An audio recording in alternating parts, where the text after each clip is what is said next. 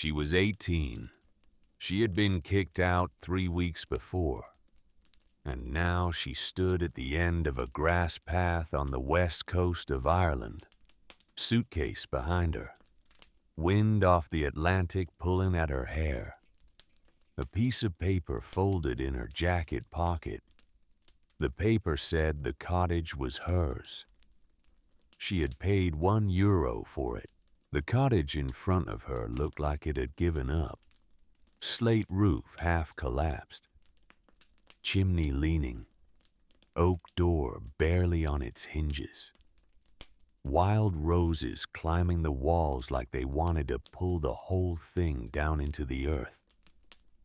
Ada Nwosu stood there for a long time, just looking, because she did not yet know that under the hearth of that crumbling stone cottage, sealed since the Second World War, was something that had been waiting for her. Not for someone, for her. For 80 years. But that part comes later. Right now, we have to go back to Boston, because to understand what she found in Ireland, you have to understand what she lost in America first. Her name was Adaeze Nwosu. Everyone called her Ada. She was born in Brookline, Massachusetts, October of 2007, to Nigerian parents who had come to America in the late 1990s with 2 suitcases and a plan. The plan worked. Her father, Emeka, became a software engineer at a company outside Boston. Her mother, Kioma, became a nurse practitioner at Brigham and Women's. They bought a small house on a quiet street where the maple trees turned orange every October. They sent Ada to good public schools. They paid every bill on time. They had built the American dream. They had built it brick by brick. And they were not going to let their only daughter take a hammer to it. But Ada did not know that yet. As a child, she only knew the warmth of that small house, the smell of jollof rice on Sunday afternoons, the way her father hummed high-life songs while he cooked, the way her mother braided her hair every Saturday night before church. She was an only child. She was a quiet child. She read everything she could find. And she had a grandmother. Her grandmother's name was Ifeoma. Ifeoma lived in Lagos. Every year when Ada was small, Ifeoma flew across the ocean to spend a month in the Brookline house. She arrived with a wheeled suitcase full of palm oil and dried fish and stories. She filled every room with the smell of egusi soup. She filled every silence with laughter so deep it shook the windows. Ifeoma taught Ada how to braid her own hair. Ifeoma taught Ada how to cook stew with 3 peppers. Ifeoma taught Ada how to read the sky before a thunderstorm. But more than anything, Ifeoma taught Ada how to be loved without conditions. That was the part that mattered. That was the part that broke her later. When Ada was 12 on the last day of one of Ifeoma's visits, the old woman took a small gold ring off her own finger and put it on Ada's right index finger. The ring had a single tiny turquoise stone in the center, pale blue, worn smooth by 60 years of wear.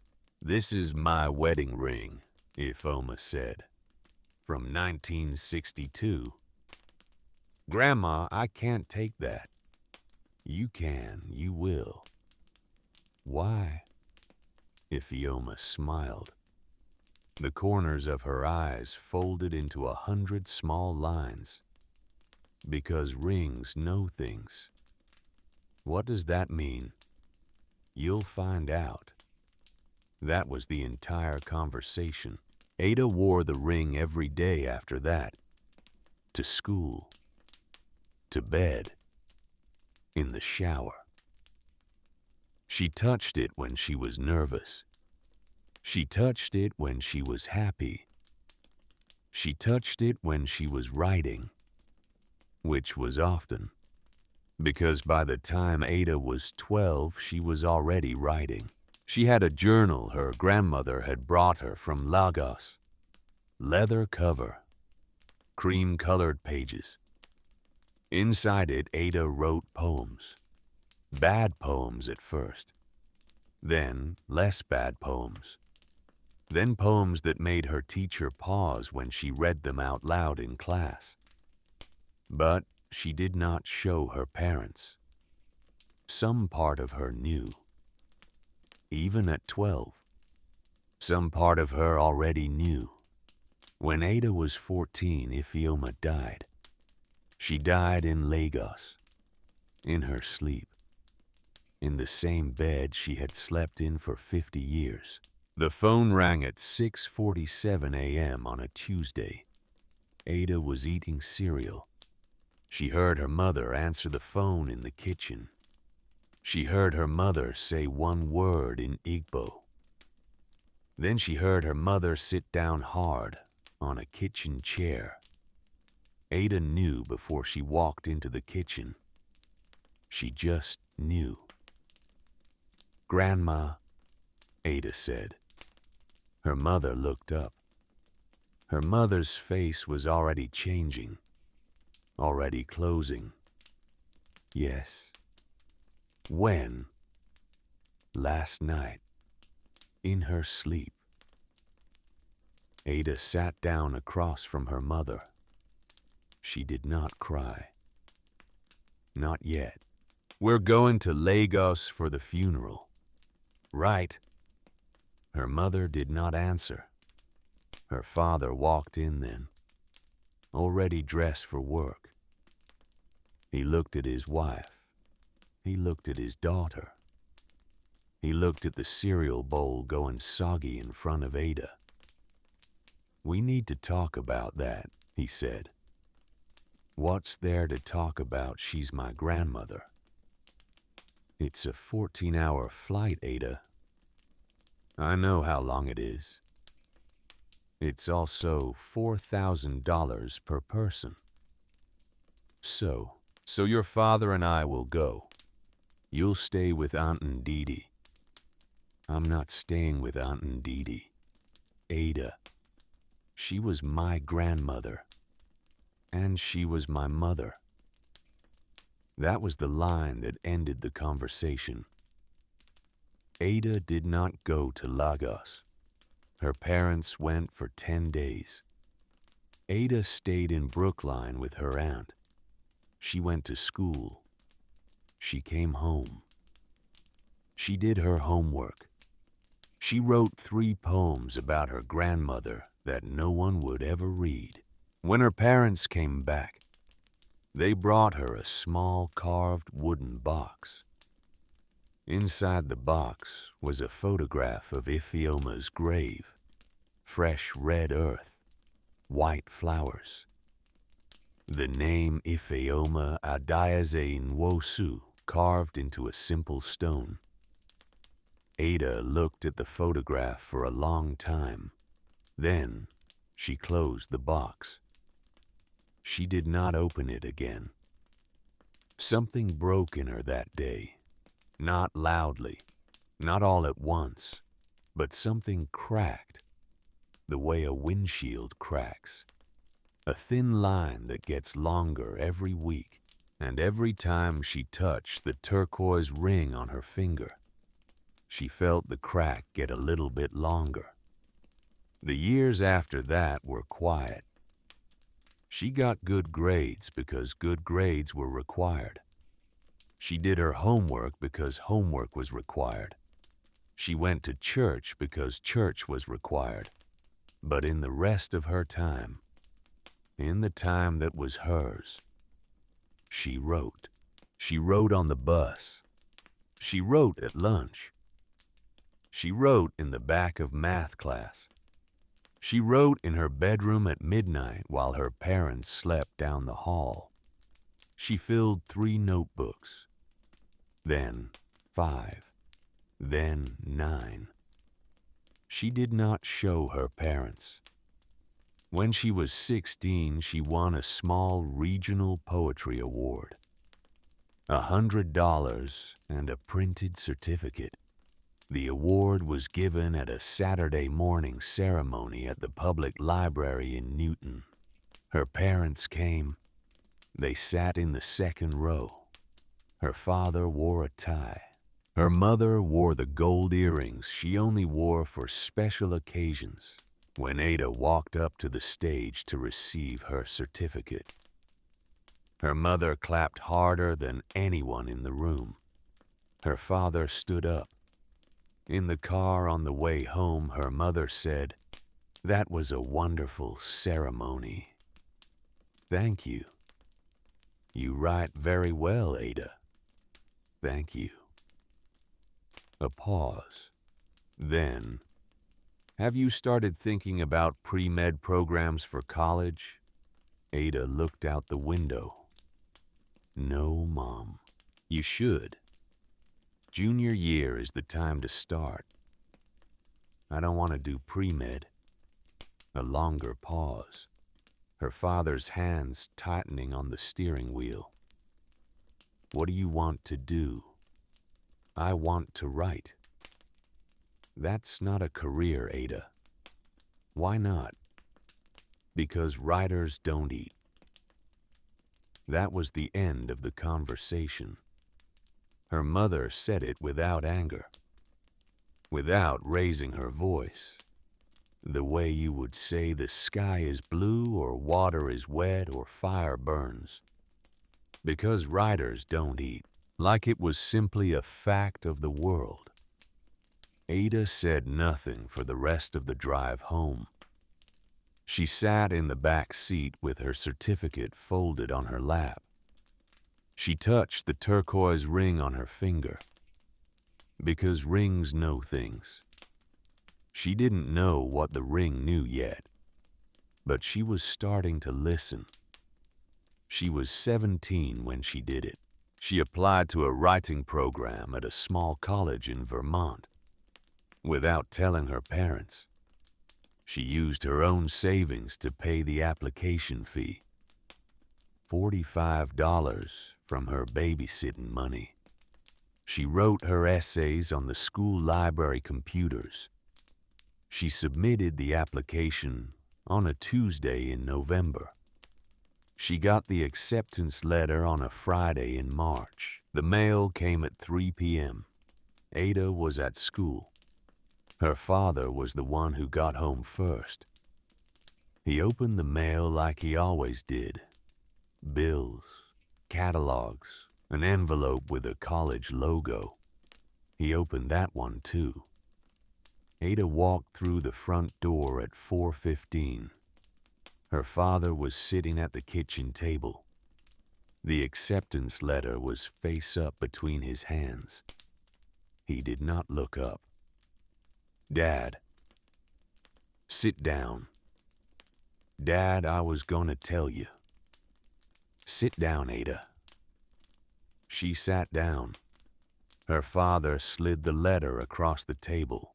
"Is this real?" "Yes." "You applied without telling us?" "Yes." "You filled out forms, wrote essays, submitted everything without telling us?" "Yes." He nodded slowly, like he was confirming something to himself. Then her mother walked in. Her mother saw the letter on the table. Her mother saw her husband's face. Her mother saw her daughter. Her mother did not sit down. What followed was a conversation that lasted 90 minutes, most of it in Igbo. Ada only understood pieces, words, phrases. The way her father said the word respect. The way her mother said the word shame. The way both of them said the word future, like they were spitting it onto the floor. Ada sat at the kitchen table and listened. She did not cry. She did not argue. She had argued with them before. She knew what arguing got you. It got you nothing. When the conversation ended, her mother turned to her in English and said, "You will not attend that school, Mom. We will not pay for it. Mom, please, if you want to be a writer, you can be a writer somewhere else. Not on our money. Not in our house. Mom, go to your room, Adaise." Ada went to her room. She wrote in her journal for 2 hours straight. She wrote until her hand cramped. She graduated high school in June. The ceremony was on a Wednesday at the high school football field. 623 graduates. Her parents came. Her mother wore the gold earrings. Her father wore the tie. They took a photograph of her in her cap and gown. In the photograph, Ada is smiling. In the photograph, she does not yet know what is going to happen. 2 weeks later, on the morning of her 18th birthday, Ada came downstairs at 7:30 a.m. The house was quiet. The lights were off. Her suitcase was sitting by the front door. Packed. Zipped. All ready. On top of the suitcase was an envelope. Her mother's handwriting on the front. Just her name. Adaise. She opened it. Inside the envelope was a single folded sheet of paper and $300 in cash. 20s mostly. A few 10s. Folded once. The letter said, "Adaise, we love you, but we cannot watch you make these choices. When you are ready to be serious about your life, you know where to find us." Mom and Dad. Ada read the letter once. She read it again. She did not call out for her parents. She did not knock on their bedroom door. She did not ask if this was a joke. She knew it wasn't. She put the letter in her jacket pocket. She put the $300 in her wallet. She picked up the suitcase. She picked up the canvas tote bag that held her leather journal and her laptop. She opened the front door. She walked out. She did not look back. She heard the door close behind her. She heard the lock click. The bus stop was 3 blocks away. She got on the first bus that came. She did not know where she was going yet, but she was going. She spent the first night at a Best Western in Cambridge. She paid $114 for a room with a queen bed and a coffee maker. She lay on top of the covers in her clothes. She stared at the ceiling. She did not sleep. In the morning, she did the math. $300 minus 114 equaled 186. One night. That was one night. She checked out at 7 a.m. and walked to a coffee shop. She ordered a small coffee and used their Wi-Fi to search for cheaper places to stay. She found a youth hostel near North Station. $35 a night. Shared bathroom. Bunk beds. She walked there. She paid for 3 nights up front. That left her with $81. $81 to figure out the rest of her life. She sat in the hostel common room with her laptop open. She drank cup after cup of bad coffee from the dispenser in the corner. She made lists. Get a job. Find an apartment. Apply to community college. Apply for emergency financial aid. Call the Vermont school. Beg. She called the Vermont school. The admissions counselor was kind, but also direct. Without your parents on the FAFSA, you won't qualify for enough aid. Not for our program. I'm so sorry, Ada. There's no way. You could try to establish independence, but that takes a year, sometimes 2.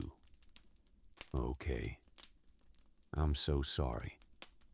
Okay, thank you. She hung up. She sat in the hostel common room for a long time. She touched the turquoise ring on her finger. Because rings know things. But the ring was quiet. The ring was quiet for 3 days. On the morning of the 4th day, she opened her suitcase fully for the first time. She had not really looked through it. She had just pulled out clothes as she needed them. She lifted out a sweater. She lifted out a pair of jeans.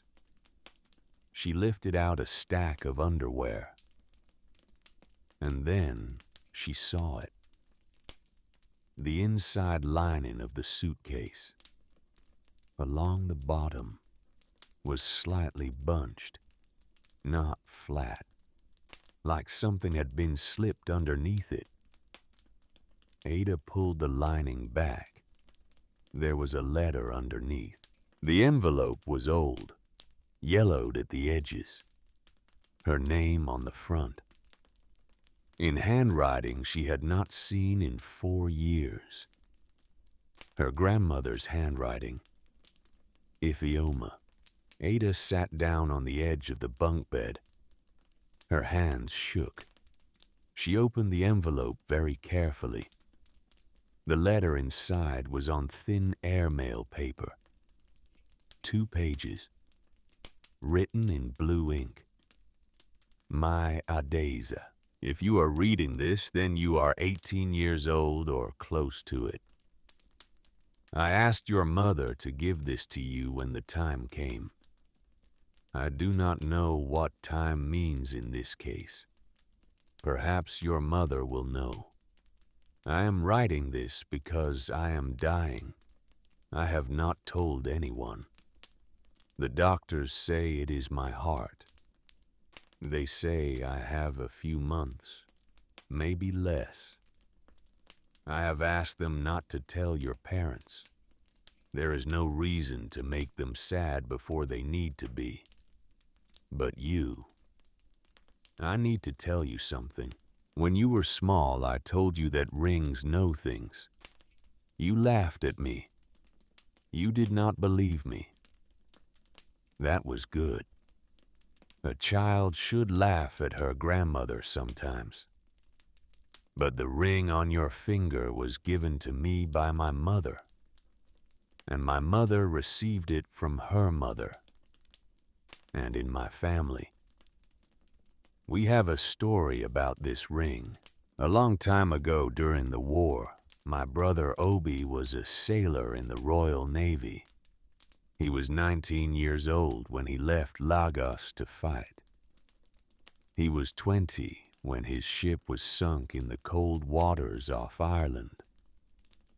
We thought he was dead. We had a funeral. We mourned him for 3 months. Then he came home. He would not tell us where he had been. He had been missing for almost half a year. He came back to Nigeria thin and quiet and changed. He lived another 45 years.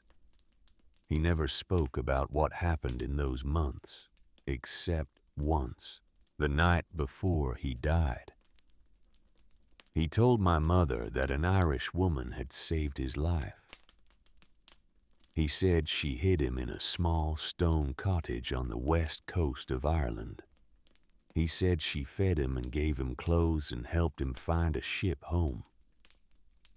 He said the cottage had a hearth as big as a doorway. He said the woman was tall and quiet, and her husband was at war. He said, "Mother, please find her. Please thank her." My mother promised. My mother died without keeping that promise. I promised my mother on her deathbed that I would keep it for her. I have not kept it either. I am old. I am sick. I will not be the one. Adayeze, my child. I am writing this in case you are the one.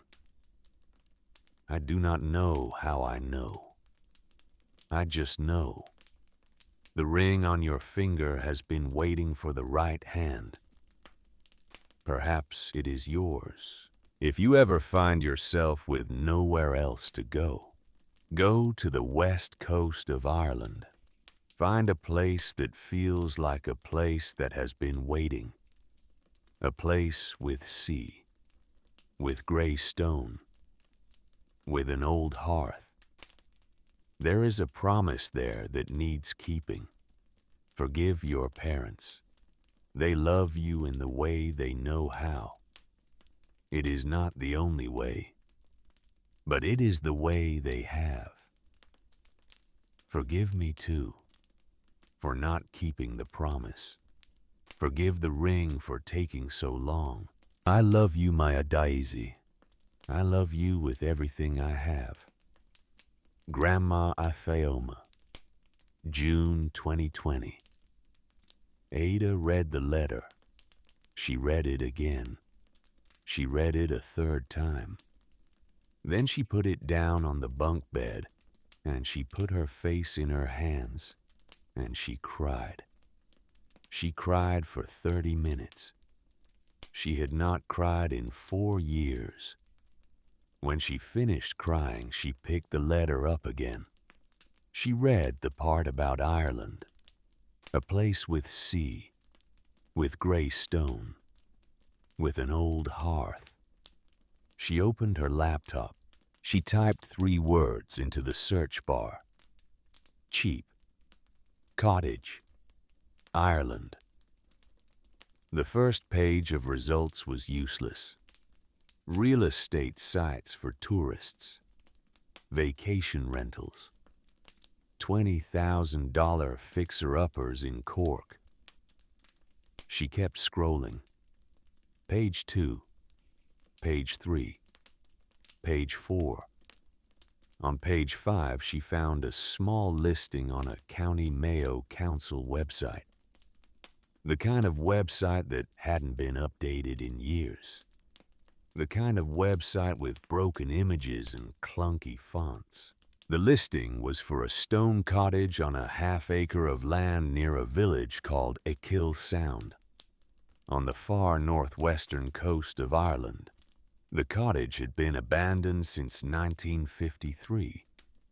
The asking price was €1. Ada stared at the screen. She read the description. Stone cottage. Half acre. No vehicle access. Footpath only. Water from well. Roof in disrepair. Walls sound. Buyer must commit to restoration within 5 years. Buyer must register as resident of parish. Buyer must respect cultural and historical significance of property. €1. About $1.10 in American money. Ada touched the turquoise ring on her finger. The ring was no longer quiet. The ring was loud. She booked a standby ticket to Dublin that night. It cost $312. She put it on a credit card she had opened for emergencies. She would worry about paying it back later. Later was a future Ada problem. Now was a now Ada problem. She emailed the parish council in County Mayo. She told them she was 18 years old, American, that she was interested in the cottage listed on their website, that she was ready to come immediately. She did not really expect a reply. But 20 minutes later, an email came back. It was from a woman named Nuala Carney. The email was 4 sentences long. Dear Adiaze, we will be glad to meet you. The cottage is still available. It has been for a very long time. Safe travels. Ada packed her suitcase. She paid for one more night at the hostel. She did not sleep. She flew out of Logan Airport the next afternoon. Stand by. She got the last seat on the plane, a middle seat between a man who smelled like garlic and a teenage boy who fell asleep against her shoulder. She did not sleep on the plane either. She landed in Dublin at 6:30 in the morning. The light was gray. The air was cold. The wind smelled like salt and something else. Something she did not have a name for yet. She took a bus to Houston Station. She took a train to Westport in County Mayo. The train ride was 3.5 hours. She watched the green country roll by and tried not to think about how much money was left in her wallet. She had $43 left. She had paid for the train ticket in euros she had gotten at the airport. The exchange rate was bad. The fees were worse. $43. In a country where she did not know anyone. In a country she had never been to before. But Westport was beautiful. She walked from the train station into the town center. Painted shop fronts in pinks and yellows and blues. A stone bridge over a small river. The sound of gulls. A man playing a fiddle on the corner of an alley. She bought a roll and a cup of tea at a bakery for €3. She asked the woman at the counter how to get to Achill Sound. The bus, pet, twice a day. There's one at 11:30. Where does it leave from? Just down the road, by the green sign. Ada thanked her. She found the bus stop. She waited. The bus came. It was a small white minibus with 12 seats. 6 of them already had people in them. Older women with shopping bags. A man with a fishing pole. A boy on his way to visit his grandmother in Mulranny. Ada paid the fare. €5. She sat by the window. The bus drove west. The country changed as they went. The hills got bigger. The stone walls multiplied. The trees thinned out. The sky got wider. After an hour, the bus came over a rise, and the Atlantic Ocean opened up in front of them like a hand uncurling. Ada stopped breathing for a moment. She had never seen the Atlantic from the other side before. She had only ever seen it from Cape Cod, where it was gentle and tame, where it lapped at the sand. This was not that ocean. This ocean was gray and silver and enormous. It crashed against black cliffs in the distance. It moved like a thing that was alive, like a thing that had been alive for a very long time. The bus turned south along the coast. It drove past stone farmhouses, past fields full of sheep, past a small church with a slate roof. It stopped at the village of Achill Sound at 1:15 in the afternoon. Ada got off. The bus drove away. She stood on the side of the road with her suitcase and her tote bag and $43 in her wallet. There was almost nothing there. A few houses, a pub called Mulligan's, a post office the size of a closet, a small parish church, a road that ran along the water, a wind that did not stop. She walked toward the church. Next to the church was a small stone building with a sign that said, Parish Council of Achill Sound. She pushed the door open. There was a small bell on a string above the door. The bell rang. A woman behind the desk looked up. The woman was in her 60s, curly gray hair, reading glasses on a chain, a framed photograph of the Sacred Heart behind her, a cup of tea steaming on the desk. The woman looked at Ada. The woman looked at her again. You'd be a daisy. Yes, ma'am. Sit down, pet. You look like you haven't slept in days. Ada sat down. Nuala Carney studied her over the rim of her reading glasses. You came from America? Yes, ma'am. By yourself? Yes, ma'am. For a cottage you've never seen? Yes, ma'am. Nuala nodded slowly, like she was filing the information away. How old are you, pet? 18. 18. Yes, ma'am. A pause. Where are your parents? Ada looked at her hands. She did not answer. Nuala did not push. Nuala just nodded once and reached for a form in a drawer. Right then. Let's get the paperwork started. She pulled out a single sheet of paper. She set it on the desk. She uncapped a pen. The cottage is called the Brennan Place. Doherty Place, actually. Sorry, I keep mixing them up. It's been the Doherty cottage since the 1920s. Before that, it was Brennan Land. The locals still call it both. Doherty, Ada said. That's right. The last owner was a woman named Margaret Doherty. Maggie, everyone called her. She left the cottage in 1953. She moved to America. She died there in 1978. No will, no heirs.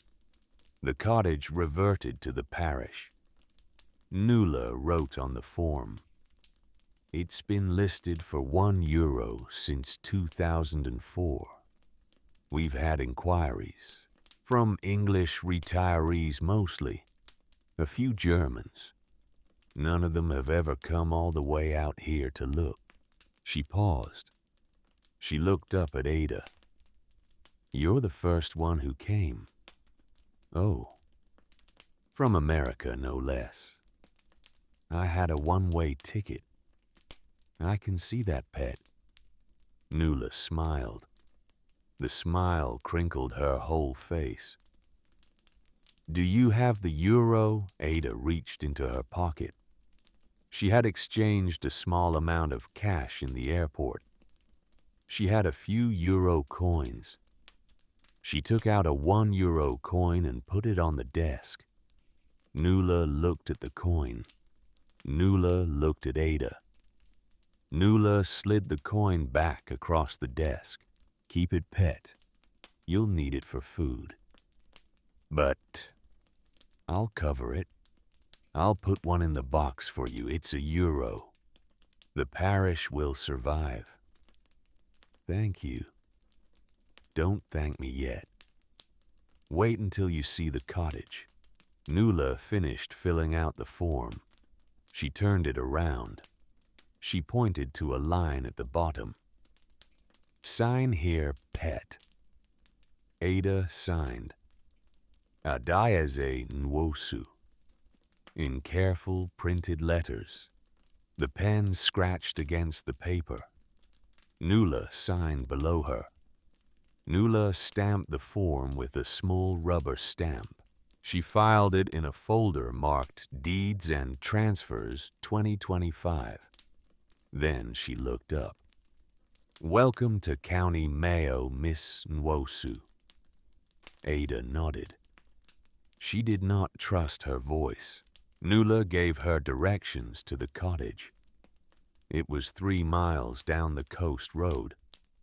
Then off the road up a grass path between stone walls. The path led to a rise. The cottage was on the other side of the rise. You'll know it when you see it, Nuala said. There's nothing else out there. Ada thanked her. She picked up her suitcase. She turned to go. At the door, she paused. She turned back. Mrs. Carney. Nuala. Just Nuala Pet. Why did the cottage stay empty? Nuala took off her reading glasses. She folded them. She set them on the desk. Because Maggie loved it. And when Maggie left, no one in the village would touch it. Not for a long time. Some places hold on to people, even after the people are gone. That doesn't really answer my question. No pet. I suppose it doesn't. A pause. Then Nuala said, some people would say the cottage was waiting. Waiting for what? That's the part nobody knows. Ada walked the 3 miles to the cottage. She walked slowly. The road was narrow. The wind came in steady gusts off the water. Sheep watched her from the fields. A pair of magpies called from a hawthorn hedge. After 2 miles, the road turned to a dirt track. After another half-mile, the dirt track turned to grass. She came over the rise. And there it was. It was smaller than she had imagined. About 25 feet long, 15 feet wide. A single rectangular building of rough-cut gray stones held together with crumbling mortar. The roof was slate, patched with moss. A whole section near the middle had partly fallen in. A single tall chimney rose from the center of the cottage. One side of the chimney had collapsed. The remaining side was straight and strong. There were 2 small windows, one on either side of a heavy oak door. The door hung slightly open on rusted iron hinges. Around the cottage, the remains of an old garden, wild roses climbing the south wall, foxglove growing in spikes of purple, a sagging wooden gate leaning against the stone wall, and beyond the cottage in every direction the rolling green hills of West Ireland, and beyond the hills, the sea. Ada set her suitcase down. She walked to the cottage. She put her hand on the oak door. She pushed it open. The hinges groaned. She stepped inside. The interior was a single room. The floor was flagstone, gray, the same stone as the walls, covered in dust and small bits of fallen slate, and a thin layer of bird droppings near the broken section of roof. The walls were the rough interior side of the stones, uneven, textured, the mortar between them dark with age. The ceiling was open to the rafters, dark wooden beams, some of them split, most of them sound.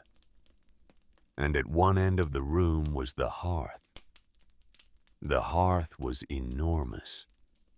It took up almost the entire north wall, a massive stone fireplace big enough for a grown woman to stand inside.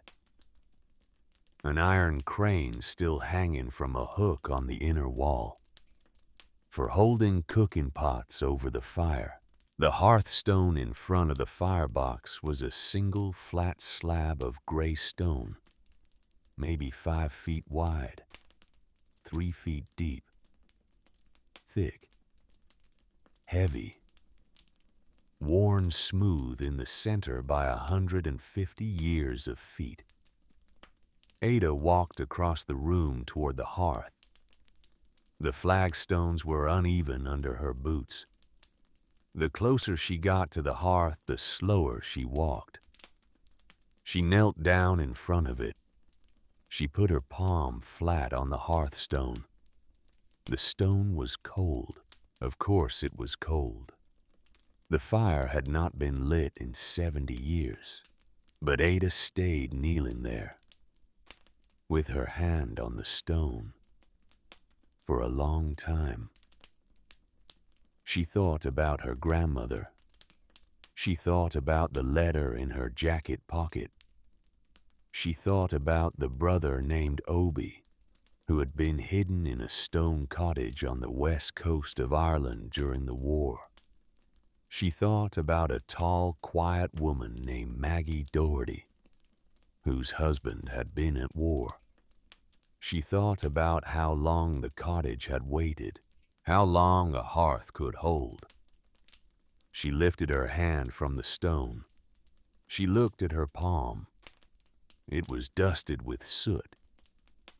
She wiped it on her jeans. She did not yet know about the cavity beneath the hearthstone. She did not yet know what was inside it. But the cottage knew. The cottage had always known. The roof was too damaged to sleep under that night. The clouds were low and gray. The wind smelled like rain. Ada did not have a tarp. She did not have a sleeping bag. She did not have anywhere safe to put her suitcase if a real storm came in. She walked back to the village. She walked into Mulligan's pub. The pub was warm. The pub smelled like peat smoke and roast meat and old wood. A few men sat at the bar. They turned to look at her. They turned back to their drinks. A woman behind the bar smiled. "You'd be the American girl." "How did you know?" "Nuala called me. Said you'd be coming." "Oh. I'm Aisling. The rooms upstairs are 25 euros a night. We do dinner till 9. Can I see the room? I'll show you up, pet." The room was small, single bed, white sheets, a window looking out over the road and the water beyond, a small table with a lamp, a chair, a radiator that clicked when Aisling turned it on. It was the kindest room Ada had been in since she had left Boston. She paid for 2 nights up front, 50 euros. That left her with very little, but it was enough. She had her cottage. She had her grandmother's letter. She had her ring. She had enough. She ate dinner downstairs at a small table by the window. Shepherd's pie, brown bread with butter, a pot of tea. The food cost 12 euros. She paid it without flinching. She wrote in her journal for an hour at the table. She wrote about the cottage, about Nuala, about the wind, about the way the hills rolled down to the water like a body lying on its side. She did not write about her parents, not yet. She went up to bed at 10. She turned off the lamp.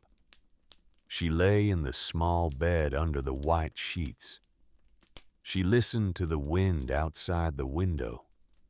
She listened to the murmur of the men still drinking downstairs.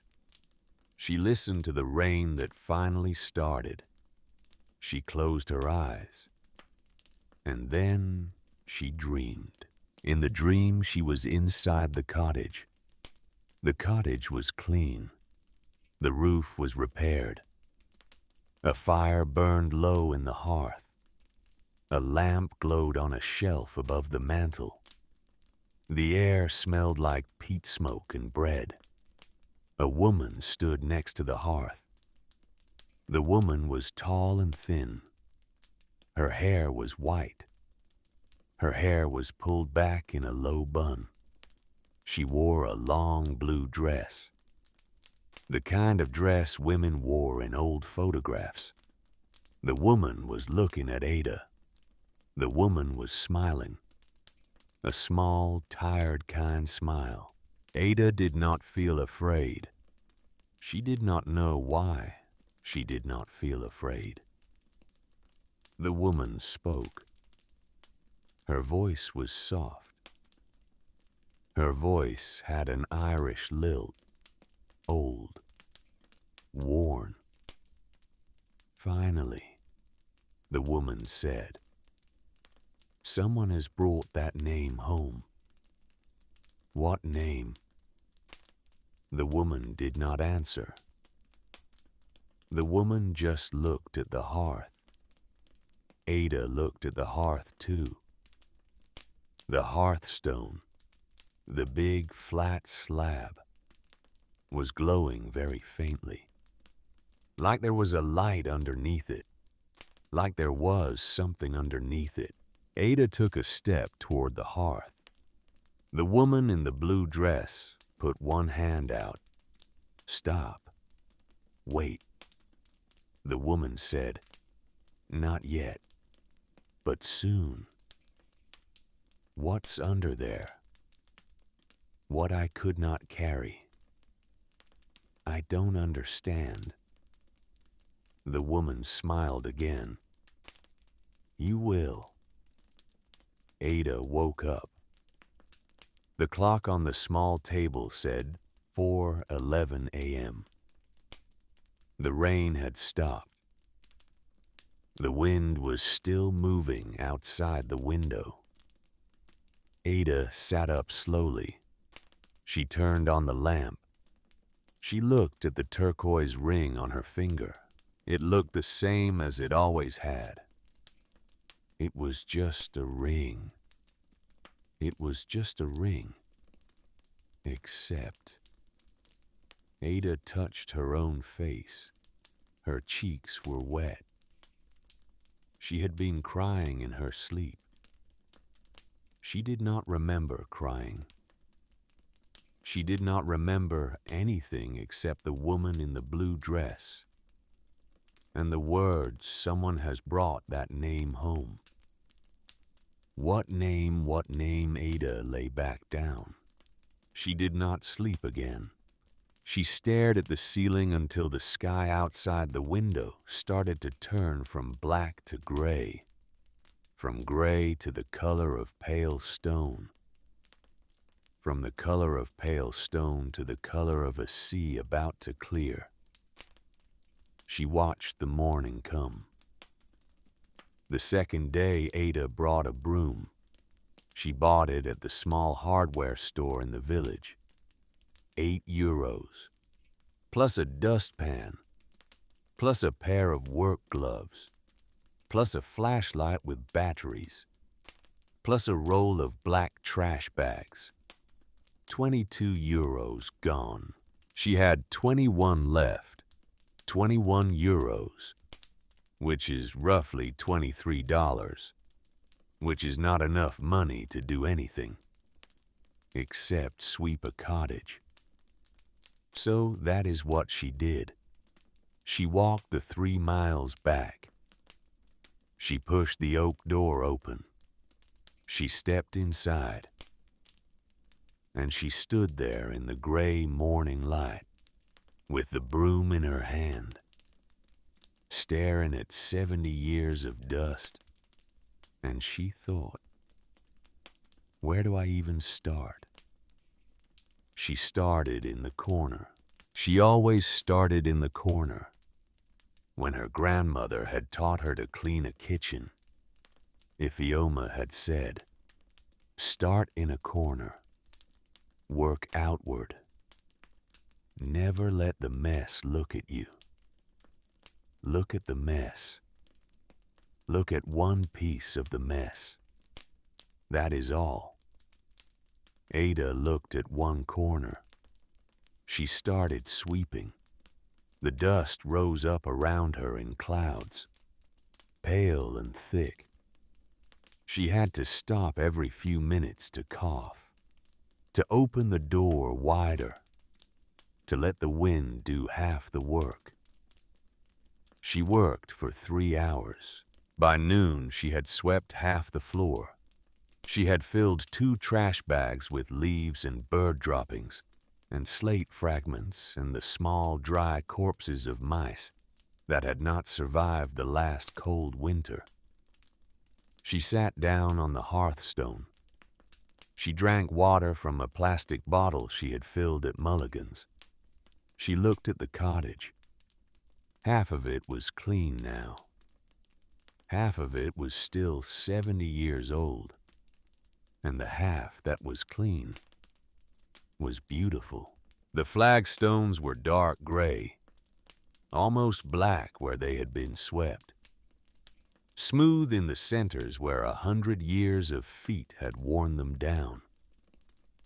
The walls were pale gray with darker veins. The mortar between the stones was the color of old bone. It was beautiful. She had paid €1 for this, for something beautiful. She sat on the hearthstone and ate a piece of bread she had wrapped in a napkin from the pub. The bread was a little stale. It did not matter. She thought about her parents. She did not want to. But she did. It had been 3 weeks and 4 days since they had put her suitcase by the door. 3 weeks. 4 days. 22 hours. She knew the time exactly. She did not let herself look at her phone often. She did not let herself check for messages, because every time she checked there was nothing. And every time there was nothing, it hurt a little more. But she checked anyway. She pulled out her phone now. She had bought an Irish SIM card at the Dublin airport. €3. She had texted her parents her new number on the first day. She had typed, "I'm safe. I'm in Ireland." That was all. She had not gotten a reply. She checked now. Nothing. She put the phone back in her pocket. She picked up the broom. She kept sweeping. Section 17. Bridget O'Hara.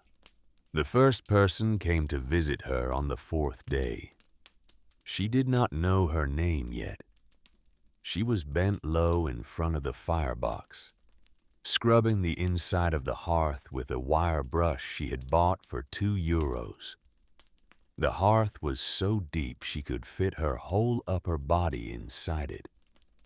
She had a flashlight balanced on the hearthstone pointing in. She was covered in soot. Her hair was tied up in a bandana. Her hands were black. She heard footsteps on the path outside. Slow footsteps, a cane tapping on stone. She crawled backwards out of the firebox. She turned around. An old woman stood in the doorway of the cottage. She was very small, maybe 4'9", stooped, white hair pulled back in a tight bun, a wool cardigan the color of moss, a cane in her left hand, a small bundle wrapped in a tea towel in her right. The old woman looked at Ada. Ada looked at the old woman. The old woman said, "You're scrubbing it wrong, pet." Ada blinked. "I'm sorry. Wire brush on Connemara stone.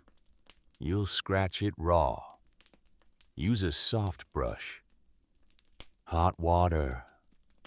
A little vinegar. Patience."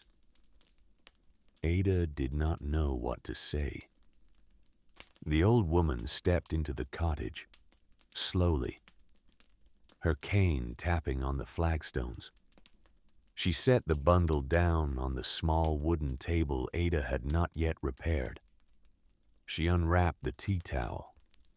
Inside the tea towel was a loaf of brown bread, still warm. The smell of it filled the room. Yeast, buttermilk, a faint hint of treacle. "My name is Bridget," the old woman said.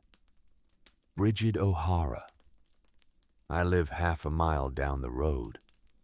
The cottage with the blue door. I'm Ada.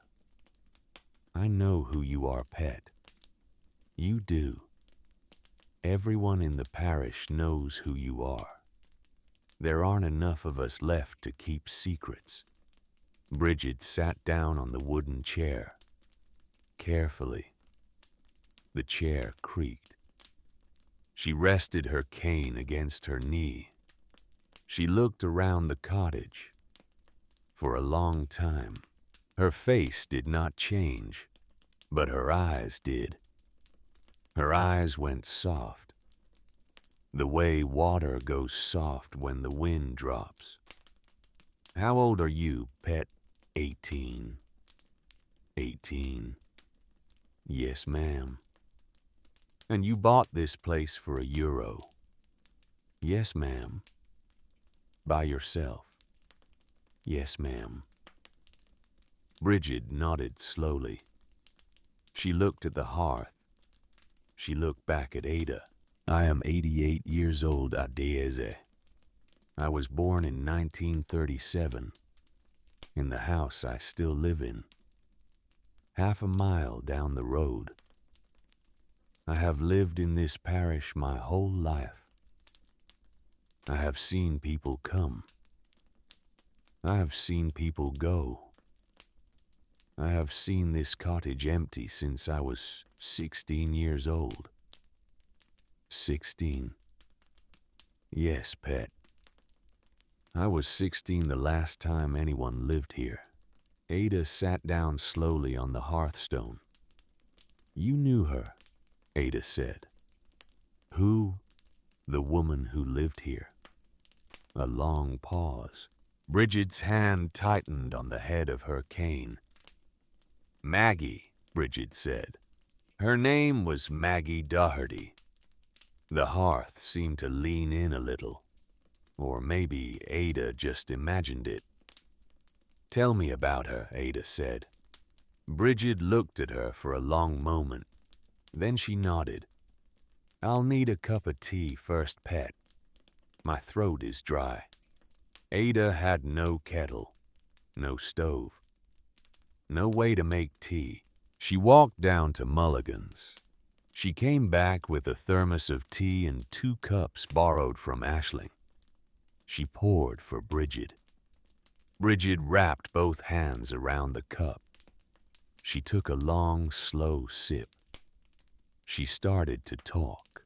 Maggie Doherty was tall, taller than her husband. Most women in the parish at that time were not tall. Maggie was almost 6 feet. She had brown hair.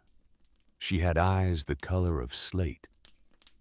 She was a quiet woman, a serious woman. But when she laughed, the whole village heard it. She had a laugh like a horse, loud, honest. The kind of laugh that makes you laugh just to hear it. Ada listened. She did not interrupt. Her husband was Thomas Doherty. He was from the next parish over. He was a fisherman. He was a kind man, a quiet man. He loved Maggie the way some men love. The kind of love that does not need to be spoken about every day. It just is. Like the weather, like the tide. They lived here. They built it. Or rather, they rebuilt it. The cottage was older than them by 100 years, but it was in ruins when they married. Thomas's father had owned the land. After Thomas married Maggie, he and Maggie spent 2 years rebuilding the cottage with their own hands, stone by stone, beam by beam, slate by slate. Bridget took another sip of her tea. She looked at the hearth. This hearth was Maggie's pride. She designed it herself, larger than any hearth in the parish, big enough for a woman to cook for 12 people in. Thomas would tease her. He would say, "Maggie, we have no children yet. Who is going to eat all this food you're going to cook?" And Maggie would laugh, and she would say, "We'll see, Thomas, we'll see." A pause, a long one. They never had children, Bridget said. Oh, Thomas went to England in 1939. He joined the British Army. Foolish man. He didn't have to go. Ireland was neutral. But he could not stand to sit still while the world burned. He said he had to do something. Maggie did not stop him. She could not have stopped him even if she tried. So she went with him. She trained as a nurse and went to work in a hospital in Birmingham. They wrote her parents every week. Did Thomas come home? Bridget set her teacup down. She did not answer right away. He went missing, she said, in 1945, in Germany. The army wrote her a letter. Missing in action. Not confirmed dead. Not confirmed dead. That was the worst part, Pet. If they had told her he was dead, she could have grieved, buried him in her heart, moved on. But they told her he was missing, so she waited. For how long? Bridget's eyes were wet now. She did not let the tears fall, but they sat there, bright, old, for the rest of her life, Pet. She waited for the rest of her life. Ada did not speak. She could not. Bridget kept talking, slowly. She came back to the cottage in 1946, after the war ended. She kept writing the army. She kept writing the British government.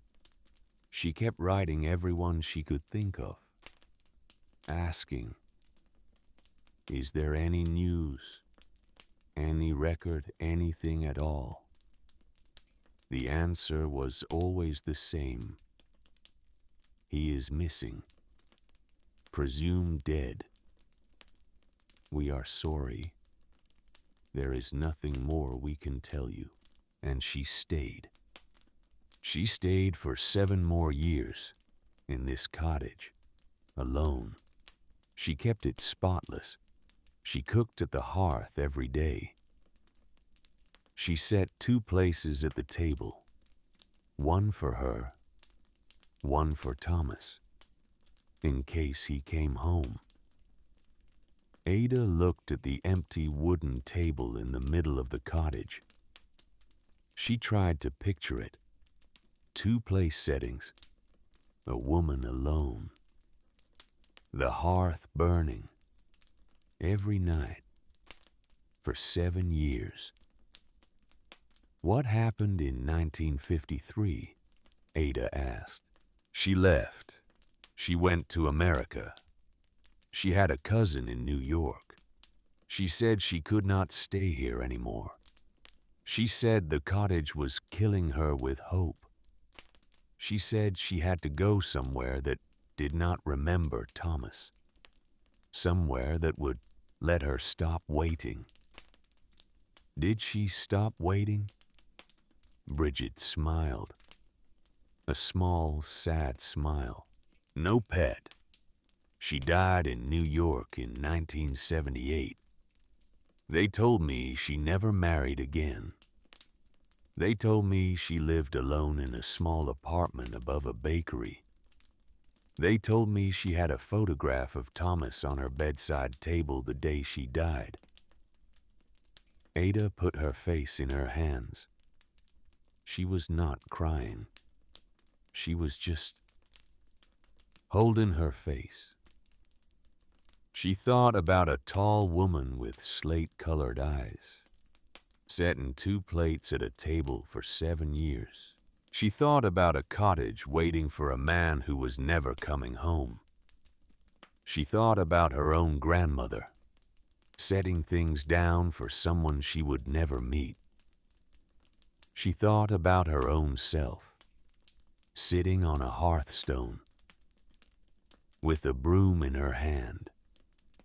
She thought, the hearth holds what the heart cannot carry.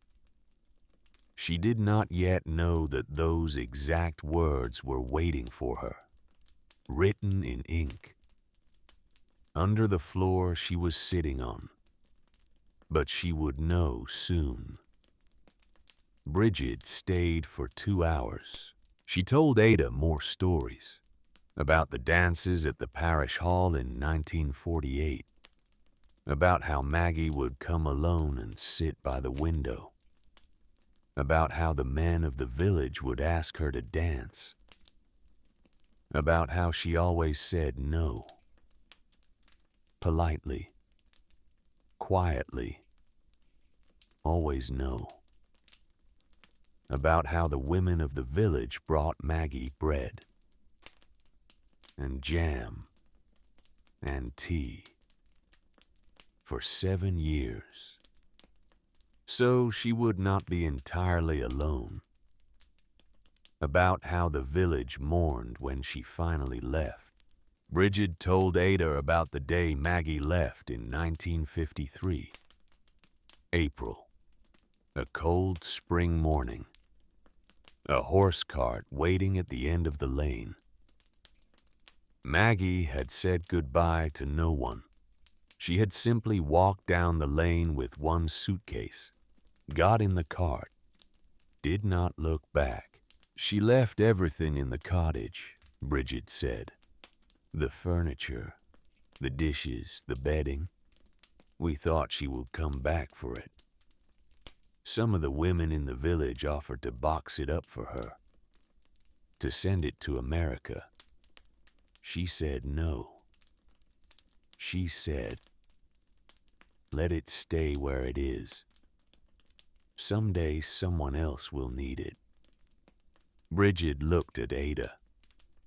That was 72 years ago, pet. 72 years. And no one came.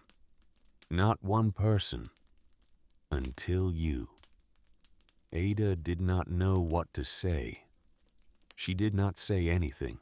Bridget stood up slowly, cane in hand, knees creaking. I'll be going now, pet.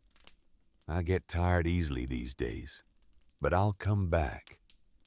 Tomorrow, or the day after, if you'd like.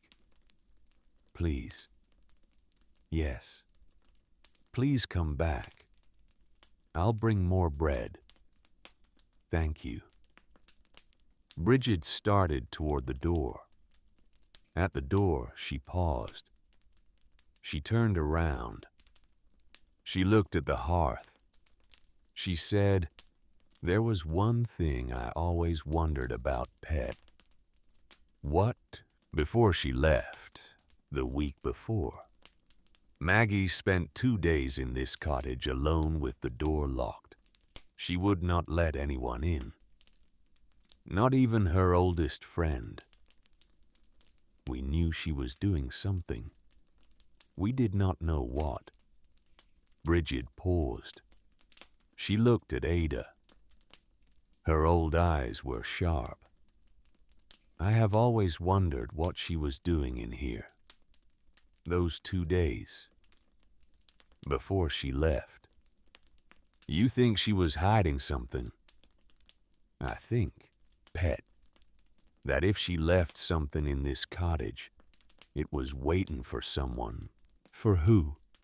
Bridget smiled. That's the part I never knew. She tapped her cane on the flagstone. Twice. Good night, Adeze. Good night, Bridget. The old woman walked out. The oak door closed slowly behind her. Ada sat on the hearthstone for a long time after that. She did not move. She did not sweep. She just sat there, looking at the hearth, looking at the floor. She thought about a woman locking herself in a cottage for 2 days. She thought about why a woman would do that. She thought about hiding places. She thought about her grandmother's letter. If you ever find yourself with nowhere else to go, go to the west coast of Ireland. Find a place with sea, with grey stone, with an old hearth. Old hearth. Ada looked down at the hearthstone she was sitting on. She had been sitting on it for 2 days, sweeping around it, cleaning the inside of the firebox, scrubbing the mantel. But she had not really looked at the hearthstone itself. She looked at it now. She slid off it onto the flagstone floor. She crouched down. She ran her fingertips along the edge of the hearthstone, along the seam where it met the surrounding floor. There. A gap. A small gap. Not a crack in the stone. A deliberate gap. As if the hearthstone was not mortared in place like the rest of the flagstones. Ada brushed away 70 years of dust and soot from the gap. The edge of the hearthstone was smooth. It had been cut to sit loose. She pressed down on one corner. Nothing happened. She pressed down on the opposite corner. The stone rocked, just slightly, but it rocked. It was not fixed to the ground. It was resting on something. Ada stood up. Her heart was beating too fast. She told herself, "It's just a loose stone. It's just a loose stone. It's probably just where the original mason set it. They probably set it loose so they could clean under it. But she did not believe herself. She walked out into the garden. She found a short length of iron rod. It might once have been part of a fence post. It was rusted but still strong. She brought it back inside. She wedged one end into the gap, along the edge of the hearthstone. She leaned her weight on the other end. The stone lifted. Slowly. It was incredibly heavy. Maybe 200 pounds. But the leverage of the iron rod was enough. She tipped it up on one edge. She used her knee to keep it propped up. She looked down into the cavity beneath the hearthstone. It was not a natural gap in the flagstones. It was a chamber, lined with flat stones on all four sides, about 2 feet wide, about 3 feet long, about 2 feet deep. And in the chamber was a bundle wrapped in oilcloth, tied with heavy string. Ada stopped breathing. She let the hearthstone tip back down. Carefully, carefully. So she did not drop it. So she did not crush the bundle underneath. The stone settled back into place. Ada sat on the floor next to it for 5 full minutes. She did not move. She did not breathe properly. She just sat there. And then she got up. She lifted the hearthstone again. With the iron rod, she propped it up with her knee. She reached down into the chamber. She lifted out the bundle. It was heavy. It was very heavy. She set it on the flagstone floor. She lowered the hearthstone back into place. She knelt down next to the bundle. The oilcloth was dark with age, but intact. She untied the string. The string came apart easily in her fingers, as if it had been waiting to be untied. She unfolded the oilcloth. There were 3 things inside. A small tin box with a hinged lid, a leather-bound book, a wooden rosary. Ada looked at them for a long time. Then she picked up the tin box first. She opened it. Inside were small gold objects, wrapped in waxed paper. She unwrapped them carefully, one by one. A pair of earrings with garnet stones, a thin gold chain with a small cross pendant, a ring with a single deep blue stone. Old, worn, beautiful. A gold locket on a chain. Ada opened the locket with her fingernail. Inside was a tiny photograph. A young man with dark hair and a mustache. A young woman in a pale dress with flowers in her hair. Both of them looking solemnly at the camera. The way people looked at cameras 100 years ago, as if the camera might steal their soul. Ada knew who they were, Maggie and Thomas. She closed the locket. She set it on the flagstone floor next to the other jewelry. Then she picked up the leather book. The book was a journal. She opened it. The pages were thick paper, cream-colored. The ink had faded from black to a soft brown. She read the first entry. September 12th, 1939. Maggie Doherty. My husband Thomas and I are leaving Achill tonight. We are going to England. Thomas has joined the British Army. He says he cannot sit still while the world burns. I will work in a hospital in Birmingham. I do not know if we will come back. I am hiding this journal beneath the hearthstone, where my grandmother used to hide things during the black and tan days. With it, I am leaving the small jewelry that has been in our families for 2 generations, and what little savings Thomas and I have. If we come home, we will lift this stone again. If we do not let it stay here until someone needs it. The hearth holds what the heart cannot carry. Maggie. Ada read the entry. She read it again. She put one hand over her mouth. She turned the page. The next entry was from 1942. Thomas is in North Africa.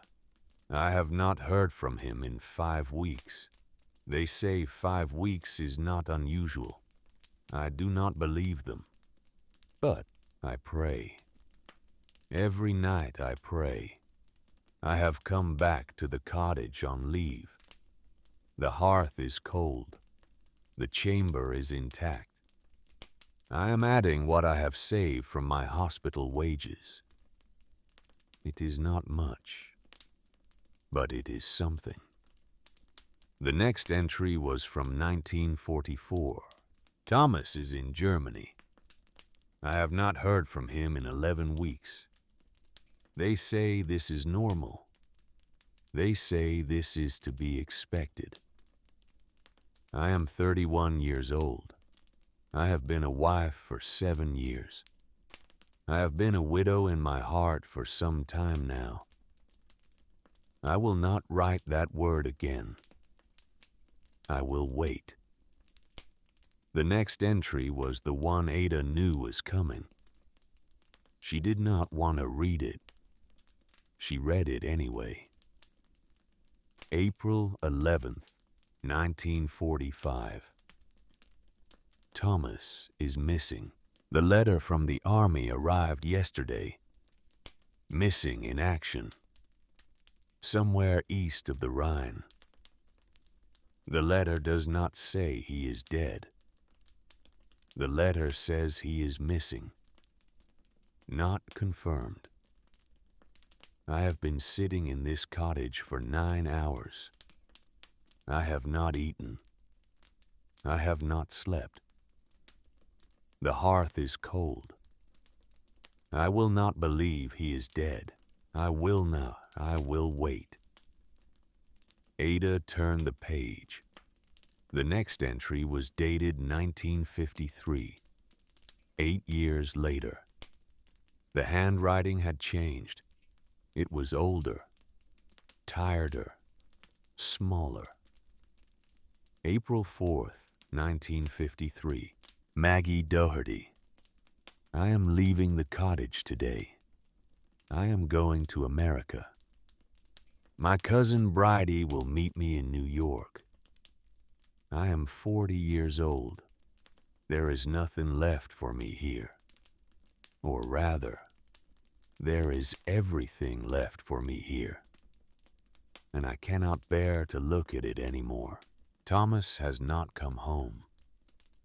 I do not know if he is dead. I do not know if he is alive.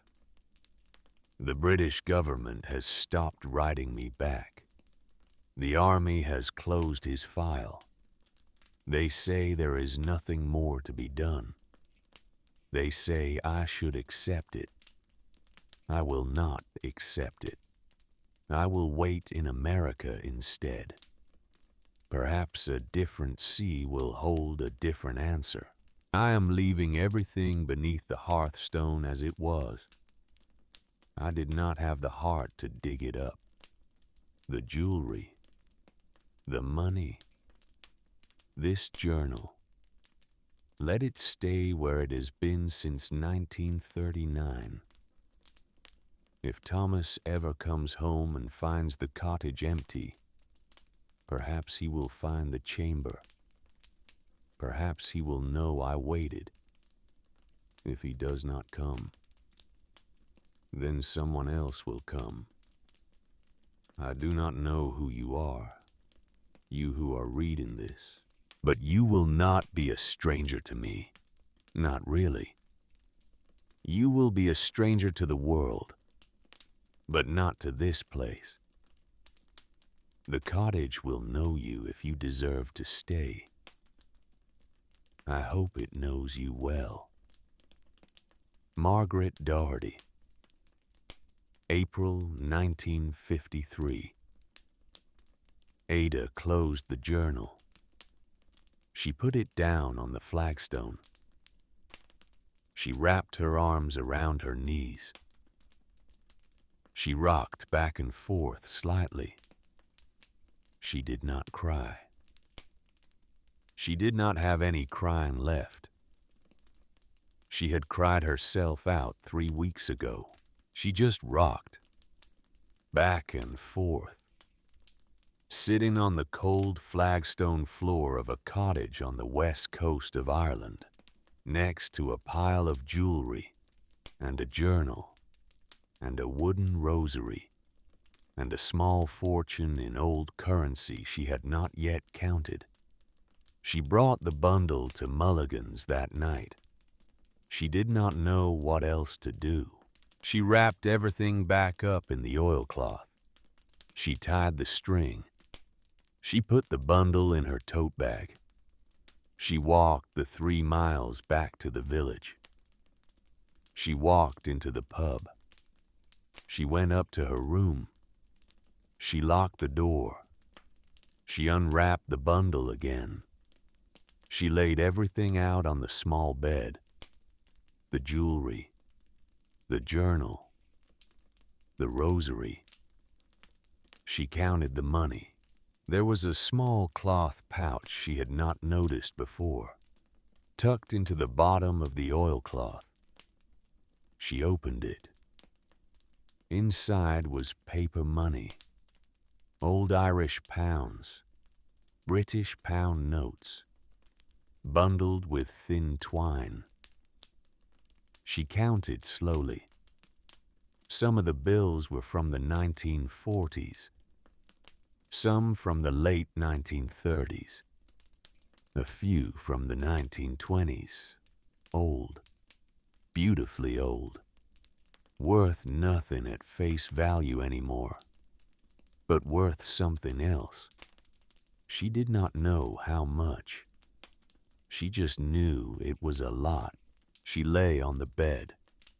She stared at the ceiling. She did not sleep. She thought about her grandmother's letter. A long time ago, during the war, my brother Obi was a sailor in the Royal Navy. A sailor in the Royal Navy, hidden in a stone cottage on the west coast of Ireland, saved by an Irish woman whose husband was at war. Ada sat up. She turned on the lamp. She picked up Maggie's journal again.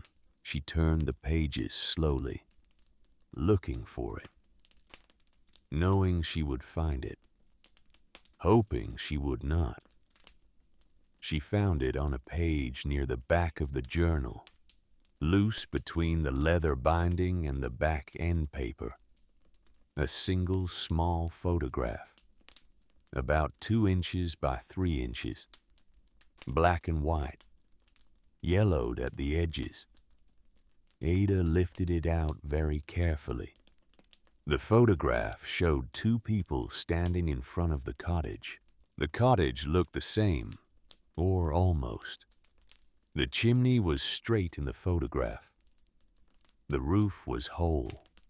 On the left was Maggie. Ada recognized her now. Tall, thin, brown hair pulled back, slate-colored eyes, not smiling, looking directly at the camera. On the right was a young man, a young black man, in a dark sweater. the kind sailors wore, his hair cut short, his face thin, his eyes serious. He was not smiling either. Maggie's hand was on his shoulder, just lightly, the way you would touch a brother. On the back of the photograph in faded pencil O. Summer of 44. Ada sat on the edge of the bed. She held the photograph in both hands. She could feel her heart beating in her throat. Oh, Obi, her grandmother's brother, hidden in this cottage. In the summer of 1944, she thought. That is not possible, she thought. That is not possible. That is too much. That is too much for one cottage to know. That is too much for one ring to know. That is too much, she thought. Rings know things. She did not believe her own grandmother for half her life. Now she believed. In the morning, she walked to the post office in the village. She bought a manila envelope, €2. She put the photograph inside it. She put the envelope in her tote bag. She walked to the bus stop. She caught the 11:30 bus to Westport. She had decided in the night. She was going to a solicitor. Bridget had told her there was a good one in Westport, a woman who specialized in rural property, Sheila Hennessy. Bridget had given her the address. The bus ride took an hour. Ada looked out the window. Sheep, stone walls, rolling hills. She thought, 2 days ago, I did not know any of this existed. I did not know Maggie Doherty existed. I did not know my grandmother's brother had been saved by an Irish woman during the war. I did not know I owned a cottage. I did not know I owned anything. And now I know all of it. Now I know all of it. And I cannot put it back. C.L. Hennessy's office was on a quiet street off the main square in Westport. A small brass plate on the door. A bell that rang when Ada pushed the door open. A waiting room with 2 chairs and a vase of fresh daffodils. A woman came out. She was maybe 45. Dark hair in a bob. A gray wool suit. Reading glasses pushed up on her head. Miss Nwosu. Yes. Sheila Hennessy, please come through. Celia's office was small. Bookshelves, a desk, a window looking out at a stone wall. She closed the door. She sat down behind the desk. She gestured for Ada to sit across from her. Bridget called me yesterday afternoon. She told me you had bought the Doherty cottage. Yes. For €1. Yes. And she told me you found something. Yes. Sheila nodded. Tell me everything, Ada. From the beginning. Take your time. Ada took her time.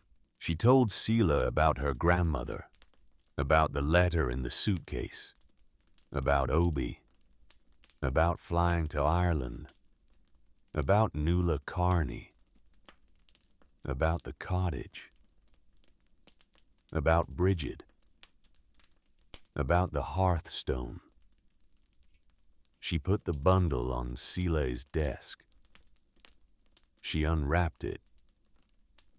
Sheila looked at the jewelry, the journal, the rosary, the money, the photograph, for a long time. Then she said. Under Irish law, a daisy.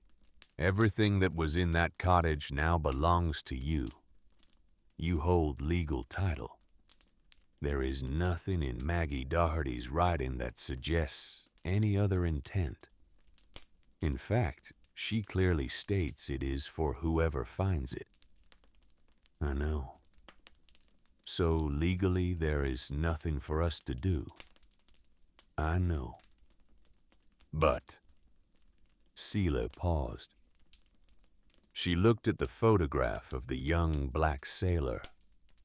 You want me to find out what happened to him? Ada nodded. Yes, please. His name was Obi, your grandmother's brother. Obi Nwosu. He was 19 when he went to war. He was 20 when he came home. He lived another 45 years. He died in Nigeria in 1991. And you think he was here? I think he was here. In the summer of 1944. I think Maggie hid him. For how long? I don't know. Sila picked up the photograph. She looked at it carefully. She turned it over. She read the pencil writing. She looked up at Ada. I have a friend in Dublin, at the National Archives. The Royal Navy maintained records of foreign sailors who served during the war, particularly those who went missing. Lagos sent a number of volunteers. There would be a record. Can you find it? I can try. How long? A few weeks, maybe less. These archives are well organized. Ada exhaled. She had not realized she was holding her breath. Thank you. You're welcome, Ada. A pause. Then Seela said, Do your parents know you're here? Ada looked at her hands. Yes. Have you spoken to them? I texted them my number when I got here. And nothing. Seela nodded slowly. She did not say anything for a moment. Then she said, My father did not speak to me for 2 years, after I told him I was leaving the convent to go to law school. I was 26, old enough to make my own decisions. He did not see it that way. 2 years adaeze, 2 years of silence. And then one day he called me, and he said, Seela, I have been wrong. I am ready to talk now. He called you. He called me. And you talked. And we talked. And it took a long time. But eventually, we found each other again. We found a different father and a different daughter. The ones we had been to each other, those were gone. But the ones we became, those were also good, in their own way. Ada nodded, slowly.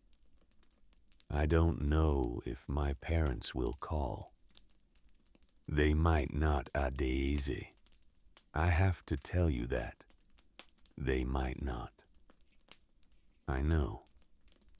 But sometimes people do. I know.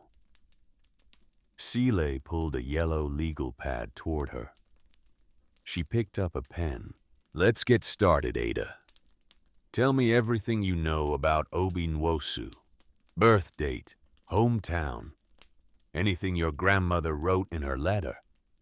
I'll send the inquiry to Dublin this afternoon. Ada told her everything. It took almost 2 hours. When Ada left Seela's office, the afternoon was already turning gray. A cold rain had started to fall. She pulled her jacket tighter and walked back to the bus stop. She caught the last bus back to Achill Sound. She got off at the village. She walked to Mulligan's. She went up to her room. She sat on the bed. She picked up her phone again. She looked at her mother's name in her contacts. This time she pressed the call button. It rang. Once, twice, 3 times, 4 times. Voicemail. The familiar voice. Hi, you've reached Kioma Nwosu. Please leave a message. The beep. Ada took a breath. She said, Mom, it's me. I'm calling because I have a question. Just one question. It's about Grandma. She paused. Did Grandma have a brother named Obi who went to the war? I need to know. Please call me back. She paused again. That's all. Just that question. Thank you. She hung up. She put the phone face down on the bed. She lay back on the pillow. She closed her eyes. She did not expect a reply. She told herself she did not expect a reply. She was not waiting. She was not waiting. Her phone rang at 9:47 that night. Ada was already in bed. The lamp was on. She was reading Maggie's journal again. For the 3rd time. The phone rang on the small table by the bed. She looked at the screen. Mom. She did not answer for a moment. She just looked at the name. Then she picked up. Hello. A long pause on the other end. Then, a breath. A small, choked breath. A daisy. Mom. A daisy. Her mother's voice was shaking. Ada had never heard her mother's voice shake before. Not once. In 18 years. Mom. His name was Obi. Yes. Yes, a daisy. Your grandmother had a brother named Obi. He went to the war. He came back. He did not speak about it. Why are you asking? Why? Mom, I need to tell you something. Tell me. Ada looked at the photograph on the bedside table next to her. Maggie. Obi.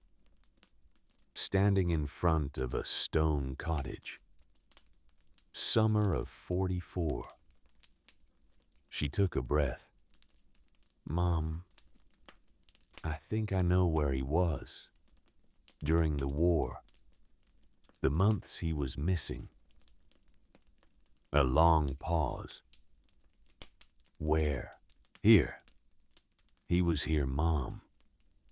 In Ireland. In this cottage. I think Maggie Doherty saved his life. Silence on the other end of the phone. A long, long silence. Then her mother said, very quietly, Adaeze, please, tell me everything. Ada told her everything. The line was very quiet on her mother's end. Sometimes Ada could hear her breathing. Sometimes she heard a sound that might have been a sob quickly covered. When Ada finished, her mother said, I have to call you back. I have to. I have to go. I will call you back. Mom, I love you, Adayeze. The line went dead.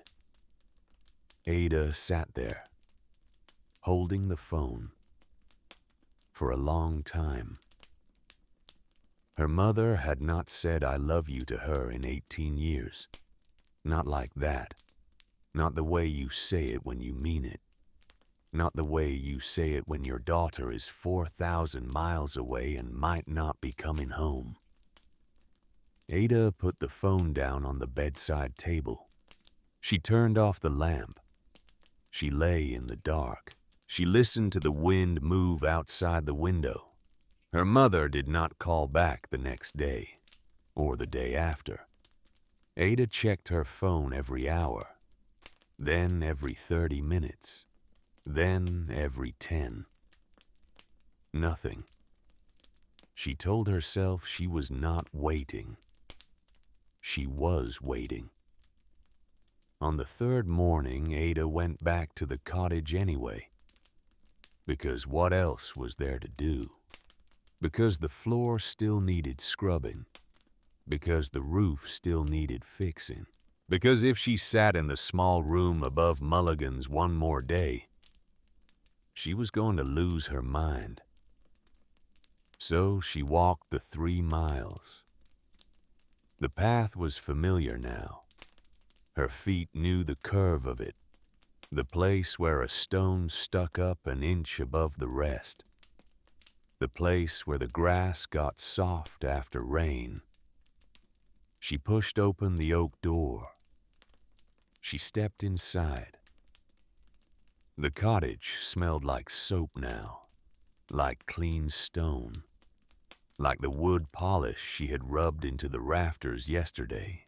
It smelled like a place that was being loved again. She got down on her knees in front of the hearth.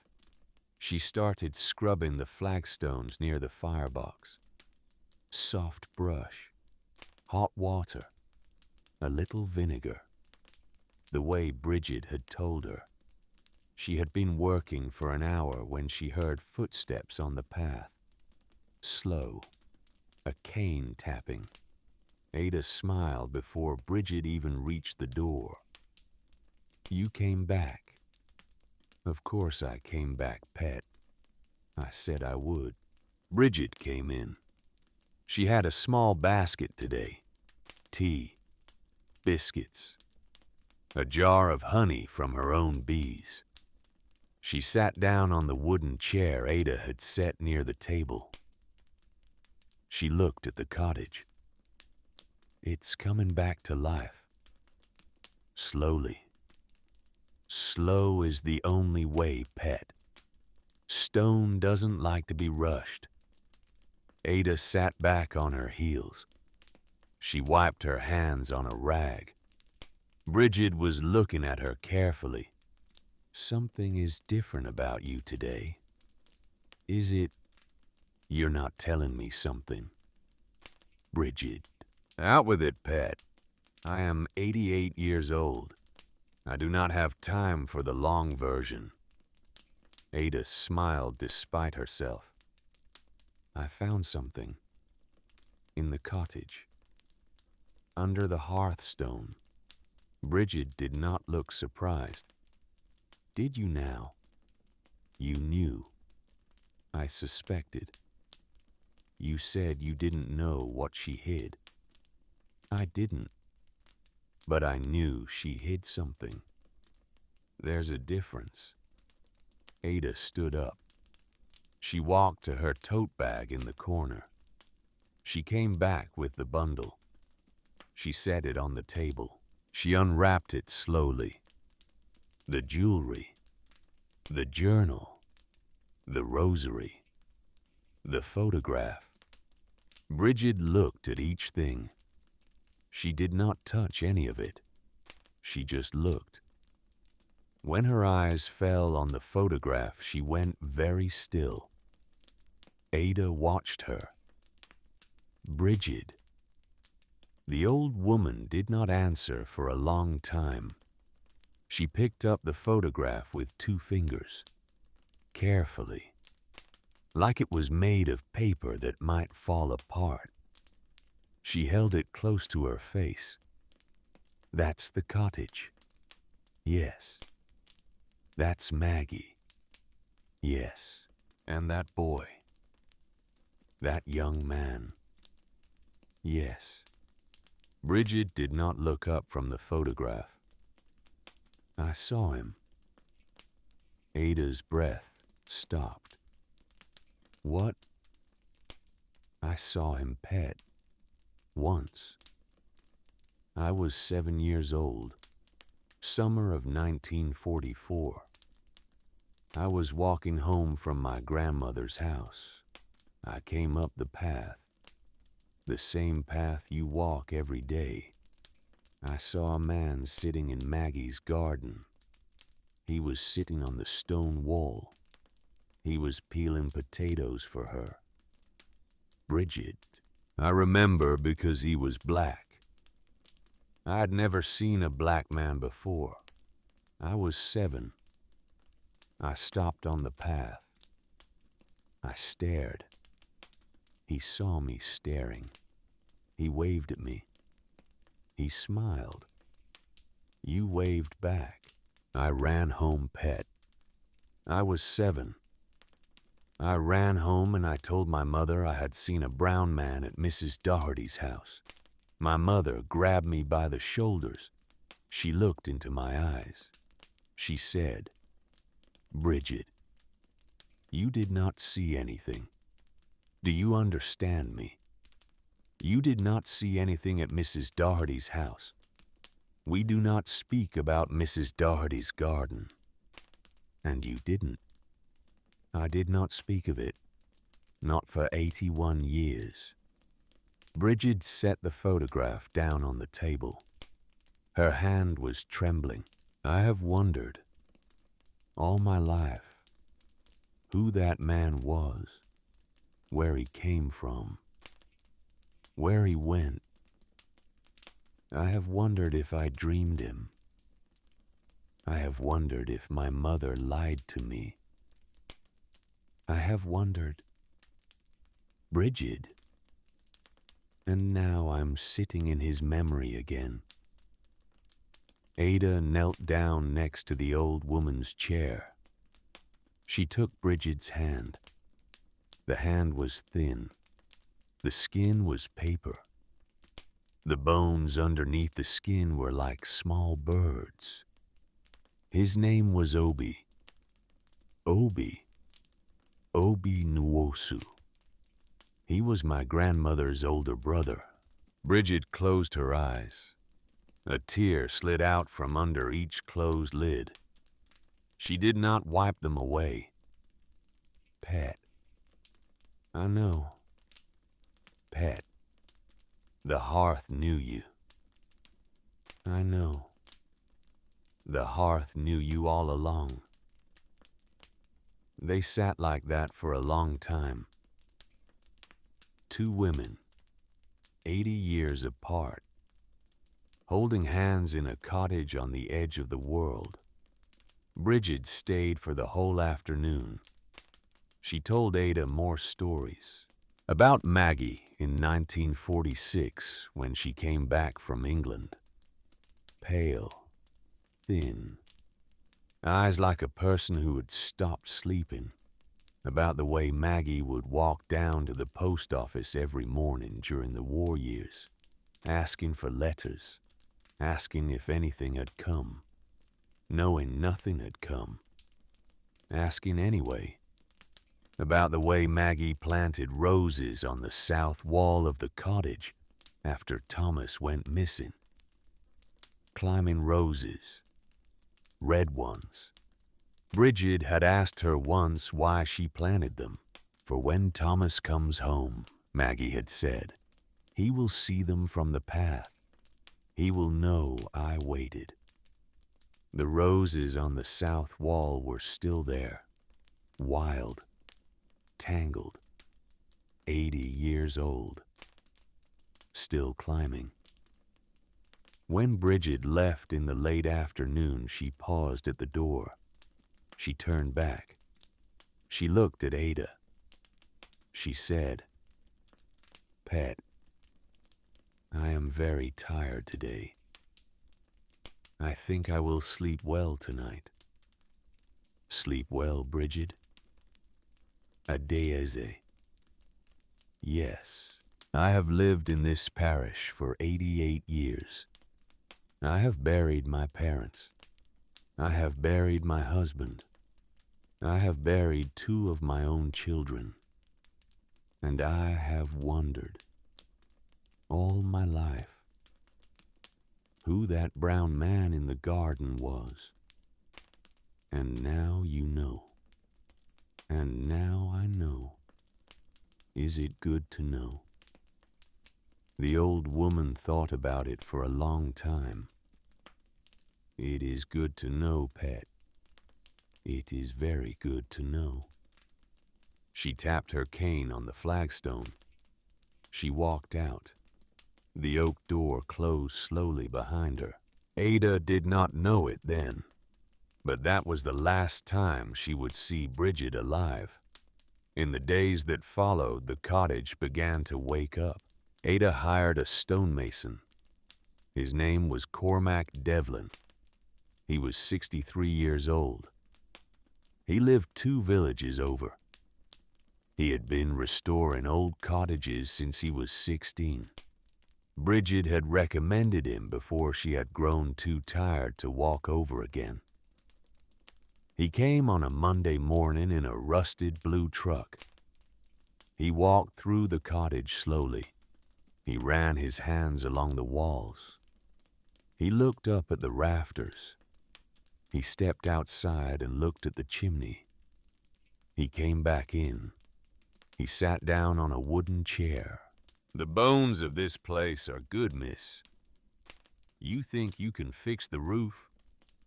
I can fix the roof, I can fix the chimney, I can fix the broken section of slate. It will take me 3 months, maybe 4. How much?" He named a number. It was a fair number. Ada had already sold 2 of Maggie's gold pieces to an antiques dealer in Galway. The garnet earrings, the gold locket, 11,000 euros for the 2 of them. The dealer had nearly wept when he saw the locket, late Victorian, beautifully preserved. She had the money. "When can you start?" "Tomorrow." So Cormac and his son started the next day.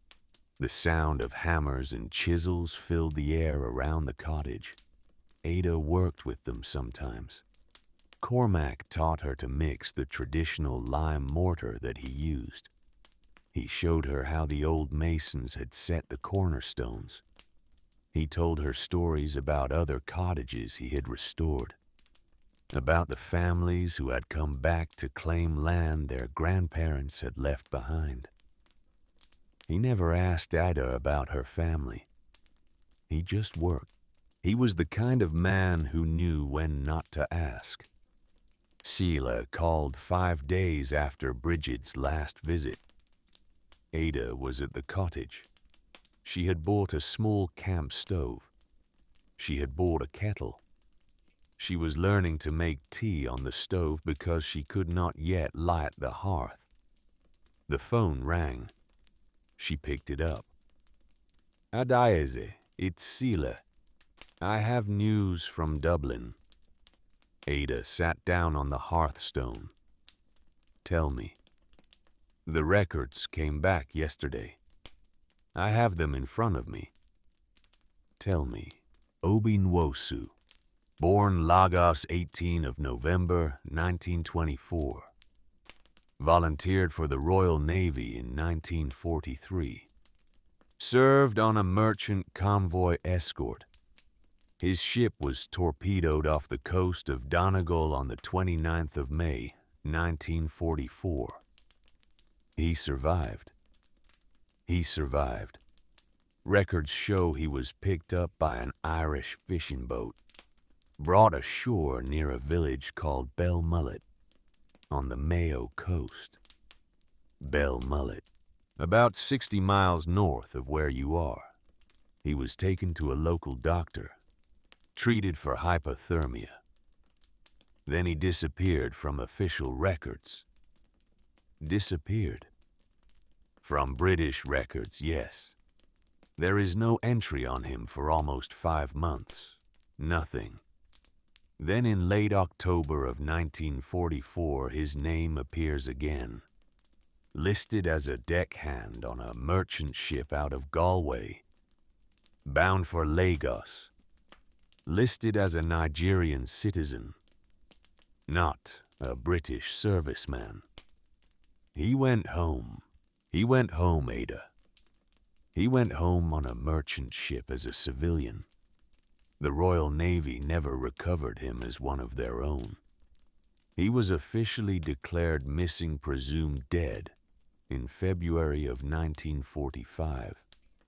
His family in Lagos was informed.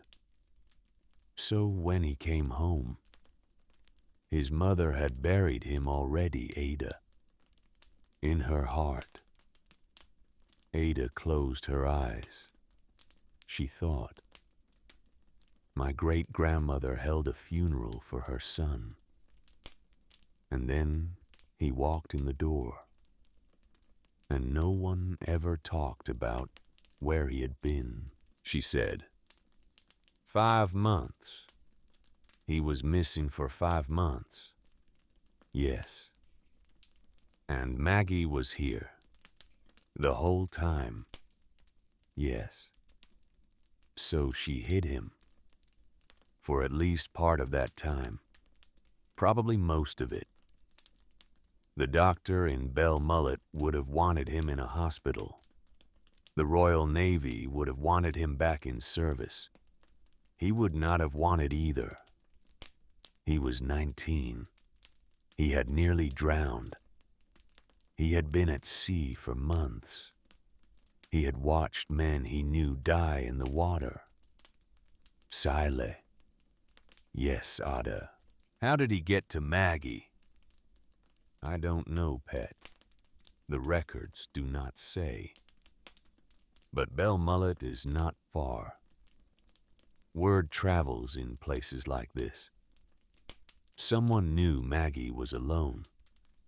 Someone knew her husband was at war. Someone knew she had a cottage on the coast where a man could disappear for a while.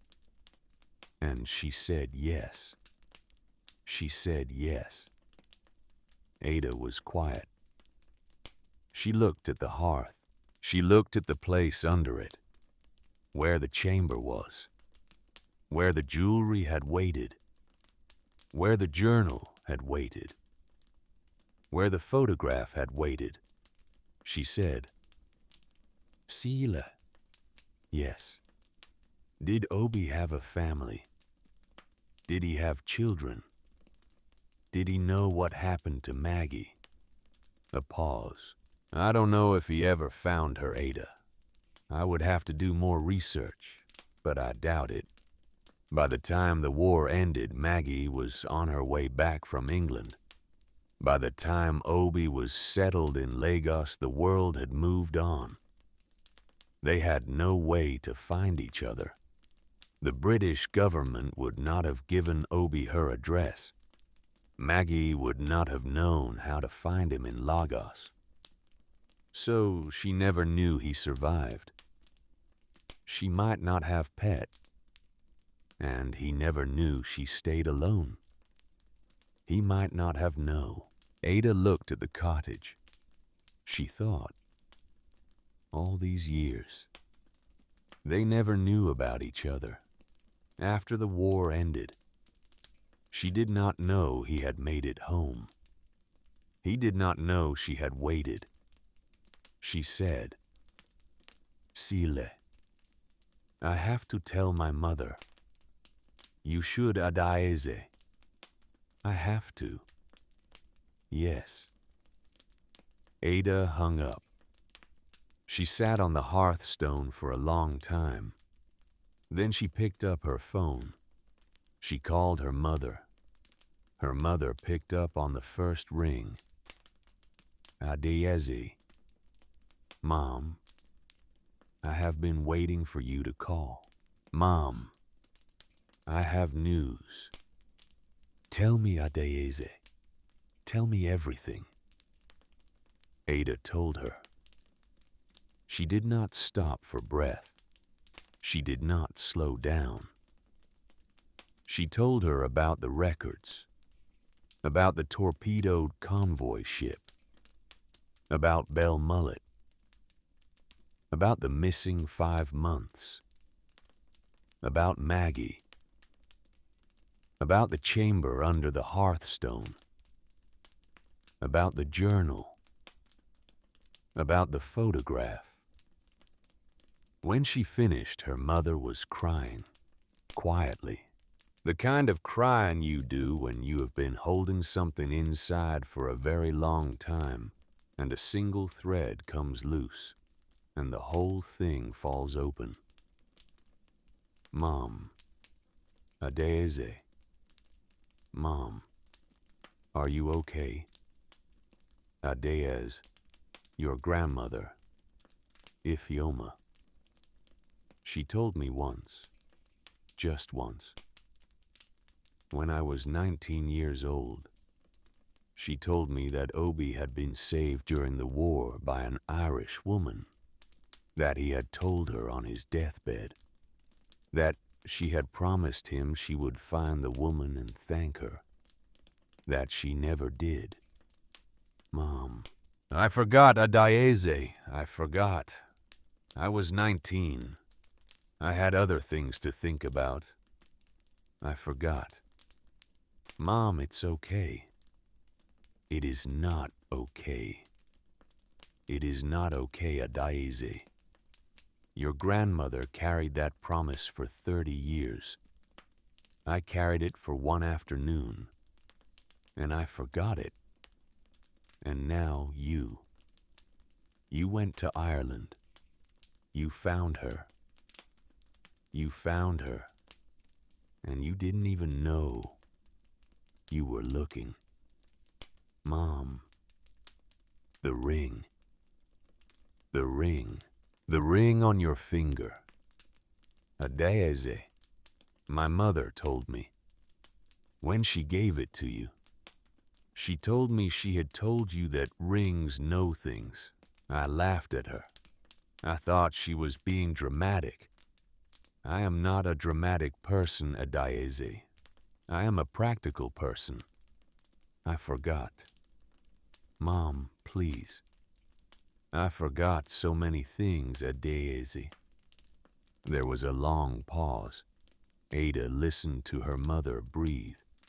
Then her mother said, I want to come. To Ireland. To Ireland. To you. To the cottage. I want to see it. I want to see where my uncle was hidden. I want to see where the promise was kept. I want. She stopped. I want to see my daughter. Ada put her hand over her mouth. She did not speak. She could not speak. Her mother said, Adeyeze, can I come? Yes, Mom. When can I come?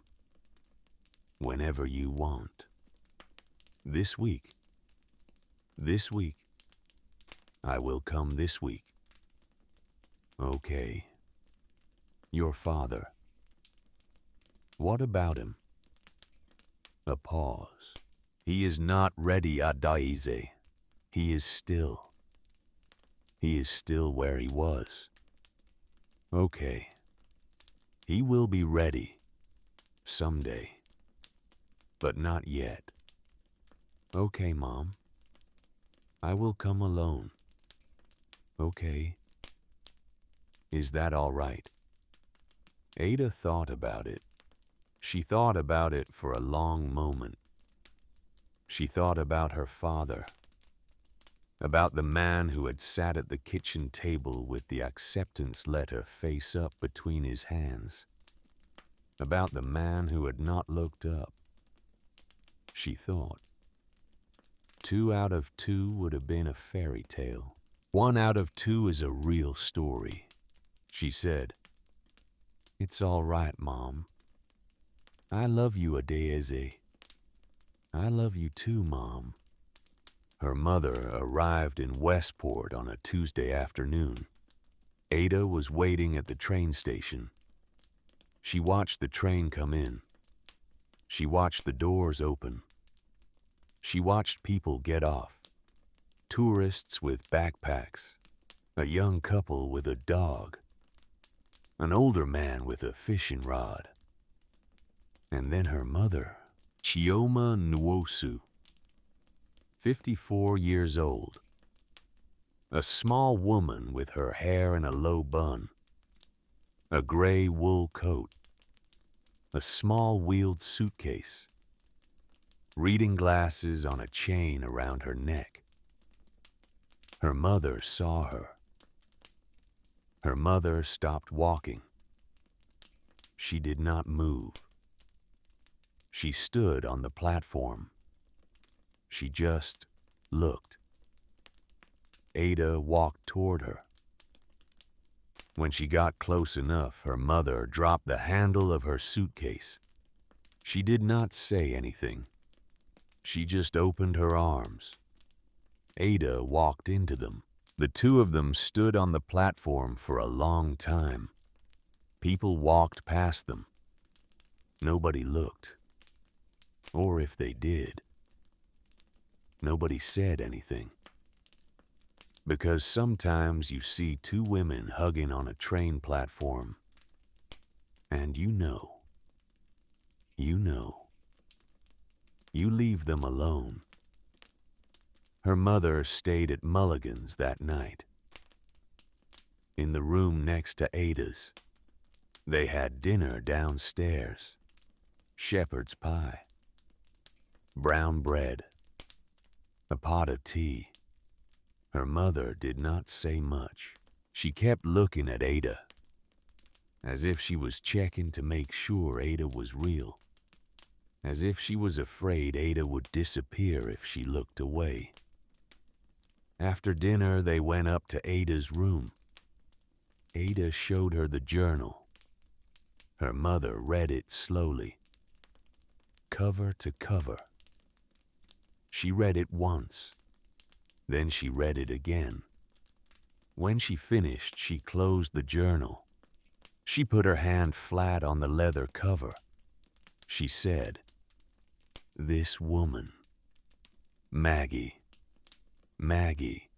yes, she is family Adeze. She is family to us. I know. She saved my uncle. Yes.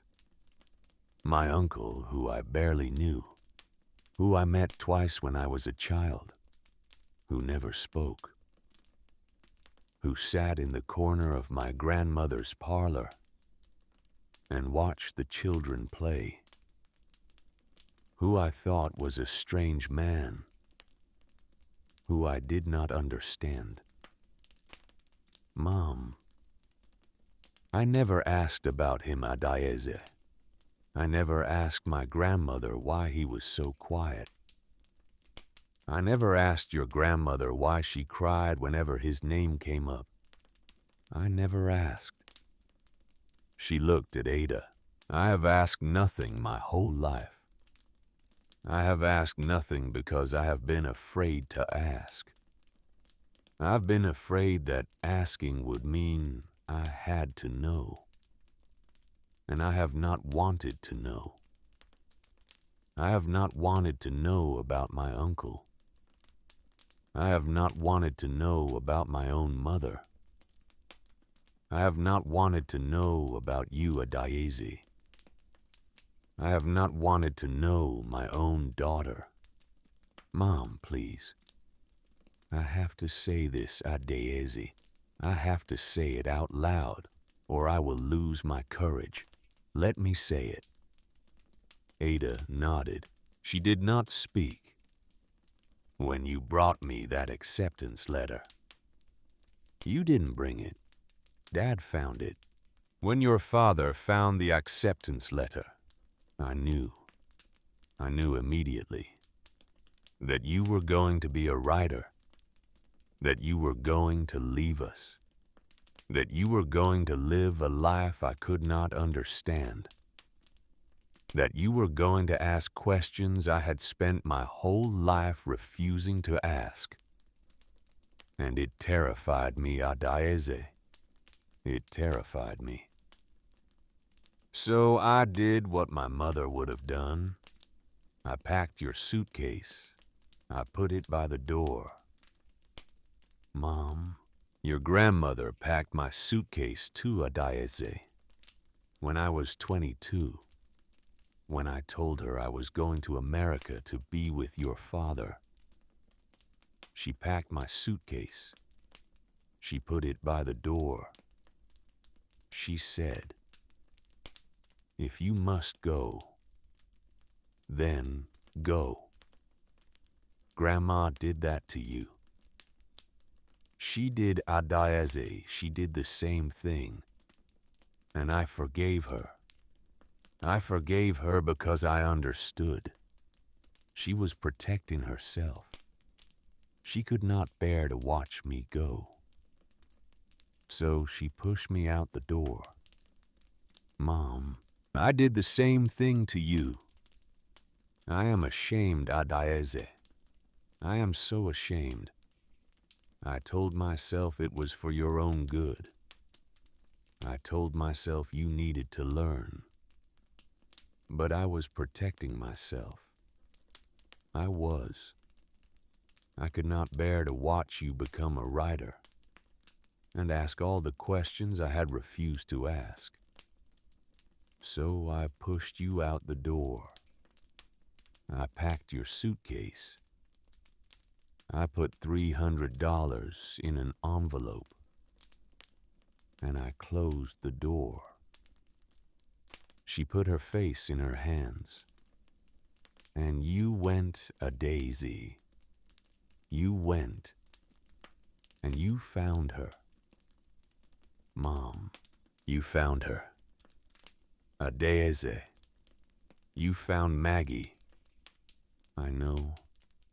You kept the promise that your grandmother gave me, that I never kept. She was crying, quietly. The kind of crying you do when you have realized something about yourself that you cannot unrealize. Ada sat next to her on the bed. She put her arm around her mother's shoulders. For the first time in her life, as far as she could remember, she comforted her mother. The two of them stayed like that for a long time. In the morning, Ada took her mother to the cottage. They walked the 3 miles together. Her mother walked slowly. She was not used to the rough path. She wore the wrong shoes. But she did not complain. They came over the rise. The cottage was there. Smoke was not yet rising from the chimney. The chimney was still being rebuilt. Cormac had not yet finished his work, but the roof was nearly whole. The garden had been tidied. The roses on the south wall were beginning to bloom. Her mother stopped on the path. She put her hand to her mouth. She did not move for a long time. Then she said, Adaeze, it is beautiful. It is. You built this. I am building it. You, 18 years old, you are building this. With help, Mom. With help, yes, with help. The way it should be done. She walked the rest of the way slowly. She paused at the oak door. She put her hand on the wood. She traced the iron hinges with her fingers. Then she pushed the door open. She stepped inside. She stood in the middle of the room. She turned slowly, once, around. She looked at the flagstones, the walls, the beams, the windows, the hearth. She walked toward the hearth. She knelt down in front of it, the way a woman kneels down in church. She put her palm flat on the hearthstone. She stayed like that for a long time. She was speaking softly, in Igbo. Ada could not hear all of it, but she heard some. She heard her mother say her grandmother's name. She heard her mother say Obi. She heard her mother say Daluo. Thank you. Over and over. Daluo. Daluo. Daluo. Ada stood in the doorway. She did not interrupt. When her mother finally lifted her hand from the hearthstone, she sat back on her heels. She turned to Ada. Adaeze. Yes, Mom. Come here. Ada walked over. She knelt down next to her mother. Her mother reached into her wool coat. She brought out a small leather-bound book. It was very old. The leather was cracked. The pages were yellowed. She handed it to Ada. What is this? It belonged to your grandmother. Mom. It is her journal, Adaeze. She kept it from 1960 until the year she died. I found it last month. I was packing up some of her things. I have been avoiding it for 5 years. After you left, I needed something to do. So I started packing. Ada took the journal. She opened it carefully. Her grandmother's handwriting. The same blue ink. The same careful loops and curves. Her mother said, "Turn to the back, Adaeze, the last entry." Ada turned to the back. The last entry was dated June 4th, 2020, 3 weeks before her grandmother died. The handwriting was shaky. The ink was lighter than the earlier pages, as if her grandmother had been writing with a hand that did not have much strength left. It said, "My Kioma, my daughter. I am writing this in case you read it. I am very tired now. The doctors say I will not see another summer. That is all right. I have seen many summers. I have a letter for Adaeze. I have hidden it in her suitcase. It is the only suitcase she has. Your father bought it for her last Christmas. I have slipped a letter into the lining. You will not find it unless you look very carefully. I do not want you to find it. The letter is for her, for when she needs it. I am afraid for her, Kioma. I am afraid you will do to her what I did to you. I see it in your eyes. I see how you look at her when she writes. I see how you look away. I know that look. I made that look once. Kioma, my daughter, listen to me now. I am telling you the only thing I have left to tell you. Adaeze is a writer. She is the kind of writer who will remember everything. The good things and the painful things. The brave things and the cowardly things. The promises kept and the promises broken. If you push her away, she will remember. If you keep her close, she will write you into a story that lasts beyond your life. Either way, she will write the truth. You cannot stop her.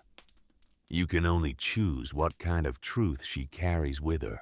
I made my choice with you, Kioma. I pushed you away.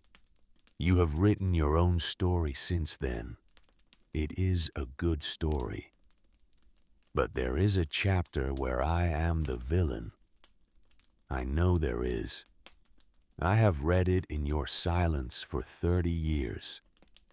Do not let Adaeze write that chapter about you, Kioma. Please, do not let her. I am tired now. I will close my eyes. I love you, my Kioma. I always have. I just did not know how to show you. I am sorry. Mama. June 2020. Ada read the entry. She read it again. Then she looked up at her mother. Her mother was crying again, but softly, almost peacefully, the way you cry when the worst part is behind you. Mom, I read this last week, Adaeze, after I hung up with you the first time. I had not opened the journal. I had been packing her things, but I had not read this. I read it last week. I read it that night. And I understood. Mom, I have been the villain in your story, Adaeze. I have been writing myself into it as the villain, the way my mother was the villain in mine. Mom, no. Listen, Adaeze, listen to me. I am not finished. Ada listened. Her mother took her hand, held it tight. I cannot undo what I did. I cannot. The morning of your 18th birthday is a morning that will always exist. I packed your suitcase. I put it by the door. I will carry that morning with me for the rest of my life. Mom, but Adaeze, listen. I am asking you. I am asking you for a chance, for a different chapter. Not to erase the one I wrote, but to write another one after it. A longer one, a better one. One where I am still your mother, even if I have been a bad one for a while. Ada did not answer right away. She sat there on the cold flagstone floor of a cottage on the west coast of Ireland, with her mother's hand in hers, with the hearthstone 2 feet away, with her grandmother's journal in her lap, with the wind moving through the half-finished chimney above them. She thought about Maggie Doherty, a tall woman with slate-colored eyes, who had set 2 plates at a table for 7 years, waiting for a man who never came home. She thought about Obi Nwosu, a 19-year-old boy who had been pulled out of the cold Atlantic by a fishing boat, who had been hidden by a stranger, who had gone home and never spoken about it. She thought about her grandmother, Ifeoma, who had carried a promise for 30 years, who had given her ring to a 12-year-old granddaughter, and said, "Rings know things." She thought about all the women who had loved badly, and the women who had loved well, and the women who had tried to love but didn't know how. She thought, if Maggie can wait for Thomas, and my grandmother can carry a promise for 30 years, and I can keep a promise I did not know I was making. Then maybe I can do this too. She looked at her mother. She said, "Okay, Mom. Okay. Okay. Let's write a longer chapter." Her mother put her face against Ada's shoulder. She sobbed. Just once. Then she breathed in. And she breathed out. And she sat up. And she wiped her eyes with the back of her hand. She said, "Adaize, show me where the chamber was." Ada showed her. She lifted the hearthstone with the iron rod, the way she had done it the first time. Her mother looked down into the empty chamber for a long moment.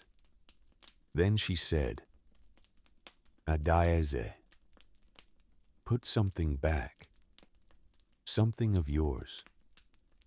"Like what?" "Anything, whatever feels right." Ada thought about it. She reached into her tote bag. She took out her leather journal, the one her grandmother had given her when she was 12, the one she had carried out of the Brookline house on the morning of her 18th birthday, the one she had filled with 3 years of poems and notes and prayers. She tore one page from the back of the journal. It was a poem she had written the night before, about Maggie, about Obie, about the hearth. She folded the page. She placed it in the chamber. She lowered the hearthstone back down. She set it back into place. She wiped her hands on her jeans. She looked at her mother. Her mother nodded. "For the next one, Adaize." "The next one?"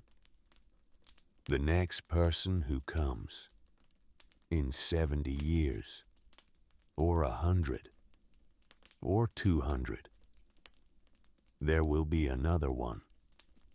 You will leave something for her." Ada smiled. "You think there will be another one?" Her mother smiled back. For the first time in a long time. A real smile. The kind that had been waiting in her mother's face for 30 years. "Adaize, the hearth holds what the heart cannot carry. There will always be another one." Her mother stayed in Achill Sound for 4 days. She helped Ada paint the wooden shelves above the mantel. She walked down to Mulligan's and met Aisling. She walked to the parish office and met Nuala Carney. Nuala made her tea. Nuala showed her the form Ada had signed. Nuala did not say anything about the morning of the suitcase.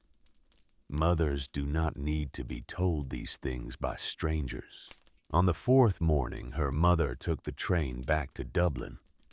From Dublin, she would fly back to Boston, to Emeka, to a marriage that would have to bear what Keoma was now carrying.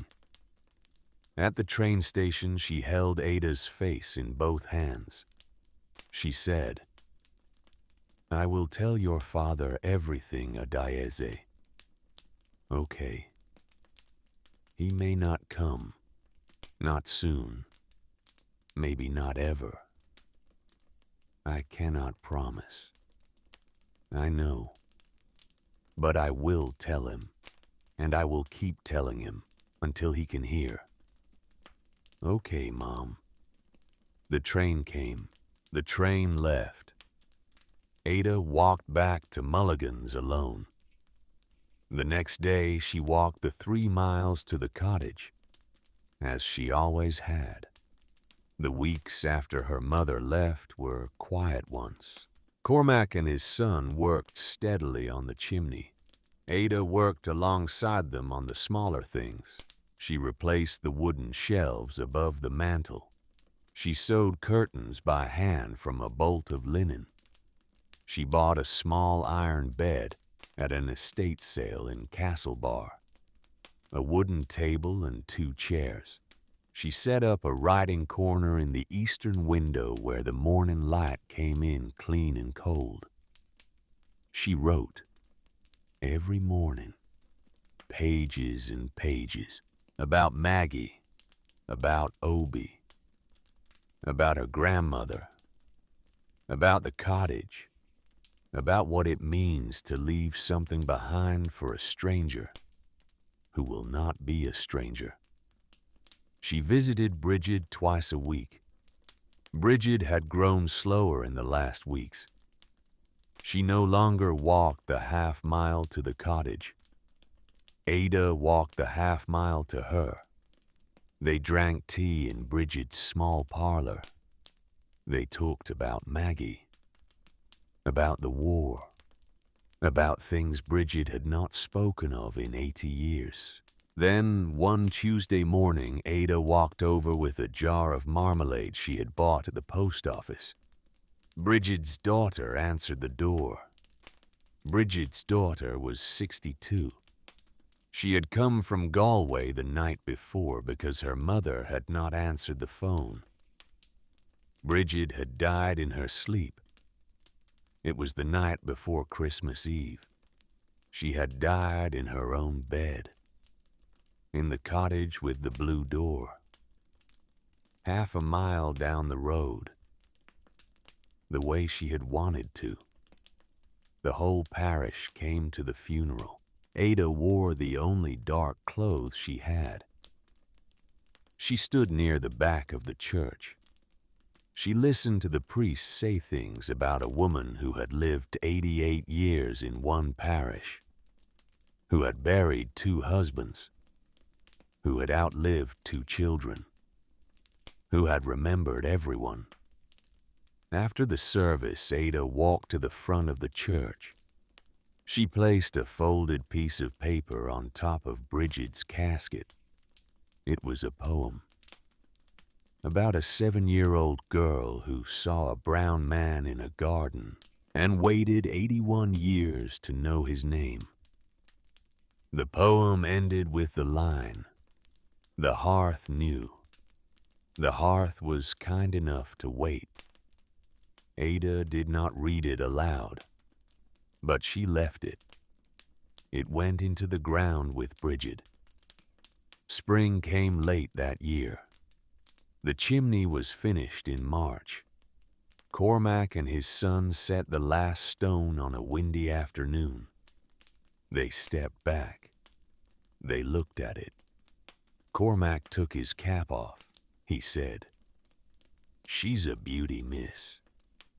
He was right.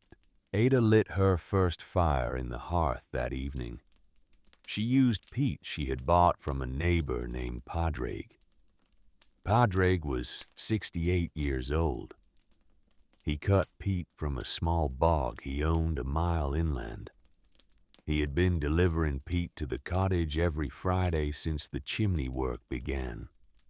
He always asked the same question when he arrived. "Need any more this week, miss?" Ada always paid him in cash. He always tipped his cap. She lit the first fire alone. She knelt down in front of the hearth. She laid a bed of small dry twigs. She set 2 small peat bricks on top. She lit a match.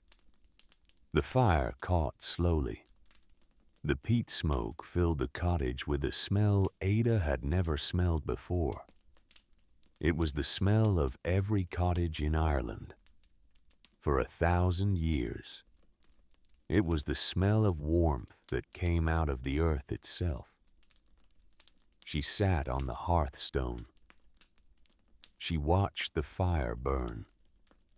She thought, "This hearth has not been lit since 1953. This hearth has not been warm in 72 years. This hearth has been waiting." She put her hand on the stone next to her. The stone was warm now. for the first time in 72 years. The book of poetry came out in May. It was published by a small press in Dublin. 200 copies. Soft cover. Cream pages. The title was What the Hearth Knew. The book was dedicated for Ifeoma, for Maggie, for Bridget, the 3 grandmothers I never had. Ada sent a copy to her mother, a copy to Nuala Carney, a copy to Sheila Hennessy, a copy to Bridget's daughter in Galway, a copy to Cormac Devlin, a copy to Padraig, who delivered Pete. She did not send a copy to her father. Not yet. Her father was still in Brookline. Her mother had told her on the phone that he was reading the journal her grandmother had left. Slowly. A page at a time. Sometimes he stopped for days between pages. Sometimes he sat in the kitchen with the journal closed in front of him and did not open it. But he was reading. That was enough for now. A small piece appeared in the Irish Times in early June. A 2-paragraph piece in the local interest section. A photograph of Ada standing in front of the cottage. The headline read, American teenager restores a kill cottage with story of wartime kindness. The piece was small, local. It did not go viral. It did not change the world. But it changed one thing. It made its way to a cousin of her mother's, a woman in Boston, who saw it shared on Facebook 2 days after it was published. The cousin called Ada's mother. Her mother and father read the piece together at the kitchen table in Brookline. Her father did not speak for a long time after reading it. Then he said, quietly, I would like to go to Ireland, Keoma. Her mother told Ada all of this on the phone. 2 weeks later, Ada was sitting on the stone bench outside the cottage door. The sun was setting over the Atlantic. The sky was gold and rose and violet. Her mother said, Adeyeze, your father wants to come. Ada was quiet for a moment. When, he says, whenever you will have him, Mom. I told him I would ask you Adeyeze. I told him you might say no. And he said, that is her right. If she says no, I will accept it. Ada looked at the sunset. She thought about her father. She thought about the man who had sat at the kitchen table with the acceptance letter face up, who had not looked up at her. She thought about that same man, a year later, sitting in a kitchen, reading his dead mother-in-law's journal, a page at a time. She thought, people can change, some of them, slowly, if they want to. She said, tell him to come, Mom. Tell him to come whenever he wants. You are sure. I am sure. Adeyeze, I love you. I love you too, Mom. The sun finished setting. The light faded. The first stars came out over the Atlantic. Ada sat on the stone bench for a long time, listening to the wind, listening to the sea, listening to the cottage behind her. She thought, I am 18 years old. I have a cottage in Ireland. I have published a book of poems. I have a mother who has come back to me. I have a father who is on his way. I have a grandmother who is still telling me what to do even though she has been dead for 5 years. I have a stranger who saved my great uncle, who left me a fortune under a hearthstone, who I have never met, who I will never meet. Who is family anyway? I have everything I need. She lifted her right hand. Her grandmother's turquoise ring glowed faintly in the last light. She touched it. The ring was warm. She whispered, Daluo, Grandma. Thank you. You were right. The ring knew. The cottage behind her was silent, but silent in the way a cottage is silent when it is full. Full of warmth, full of memory, full of a fire still glowing in the hearth. Adiaze Nwosu was 18 years old. She had been kicked out of her home. She had spent the last dollar she had on a crumbling stone cottage on the west coast of Ireland. It was the best dollar she had ever spent, because she had not bought a cottage. She had bought a chamber under a hearthstone, full of a stranger's love, set there for her, 86 years before she was born. She had bought a promise, carried by 3 women, across 2 continents, across 3 generations, for 81 years. She had bought a story, a long, slow, beautiful story, about the women who leave things behind for strangers, who are never really strangers, who are family, in the way that matters most, which is not the way of blood, but the way of recognition, the way of one woman saying to another, across time, across the sea, across the silence that comes between mothers and daughters, I see you. I have been waiting for you. You are mine. You are home now. The hearth held what the heart could not carry. And then, one day, the heart was ready, and the hearth let it go.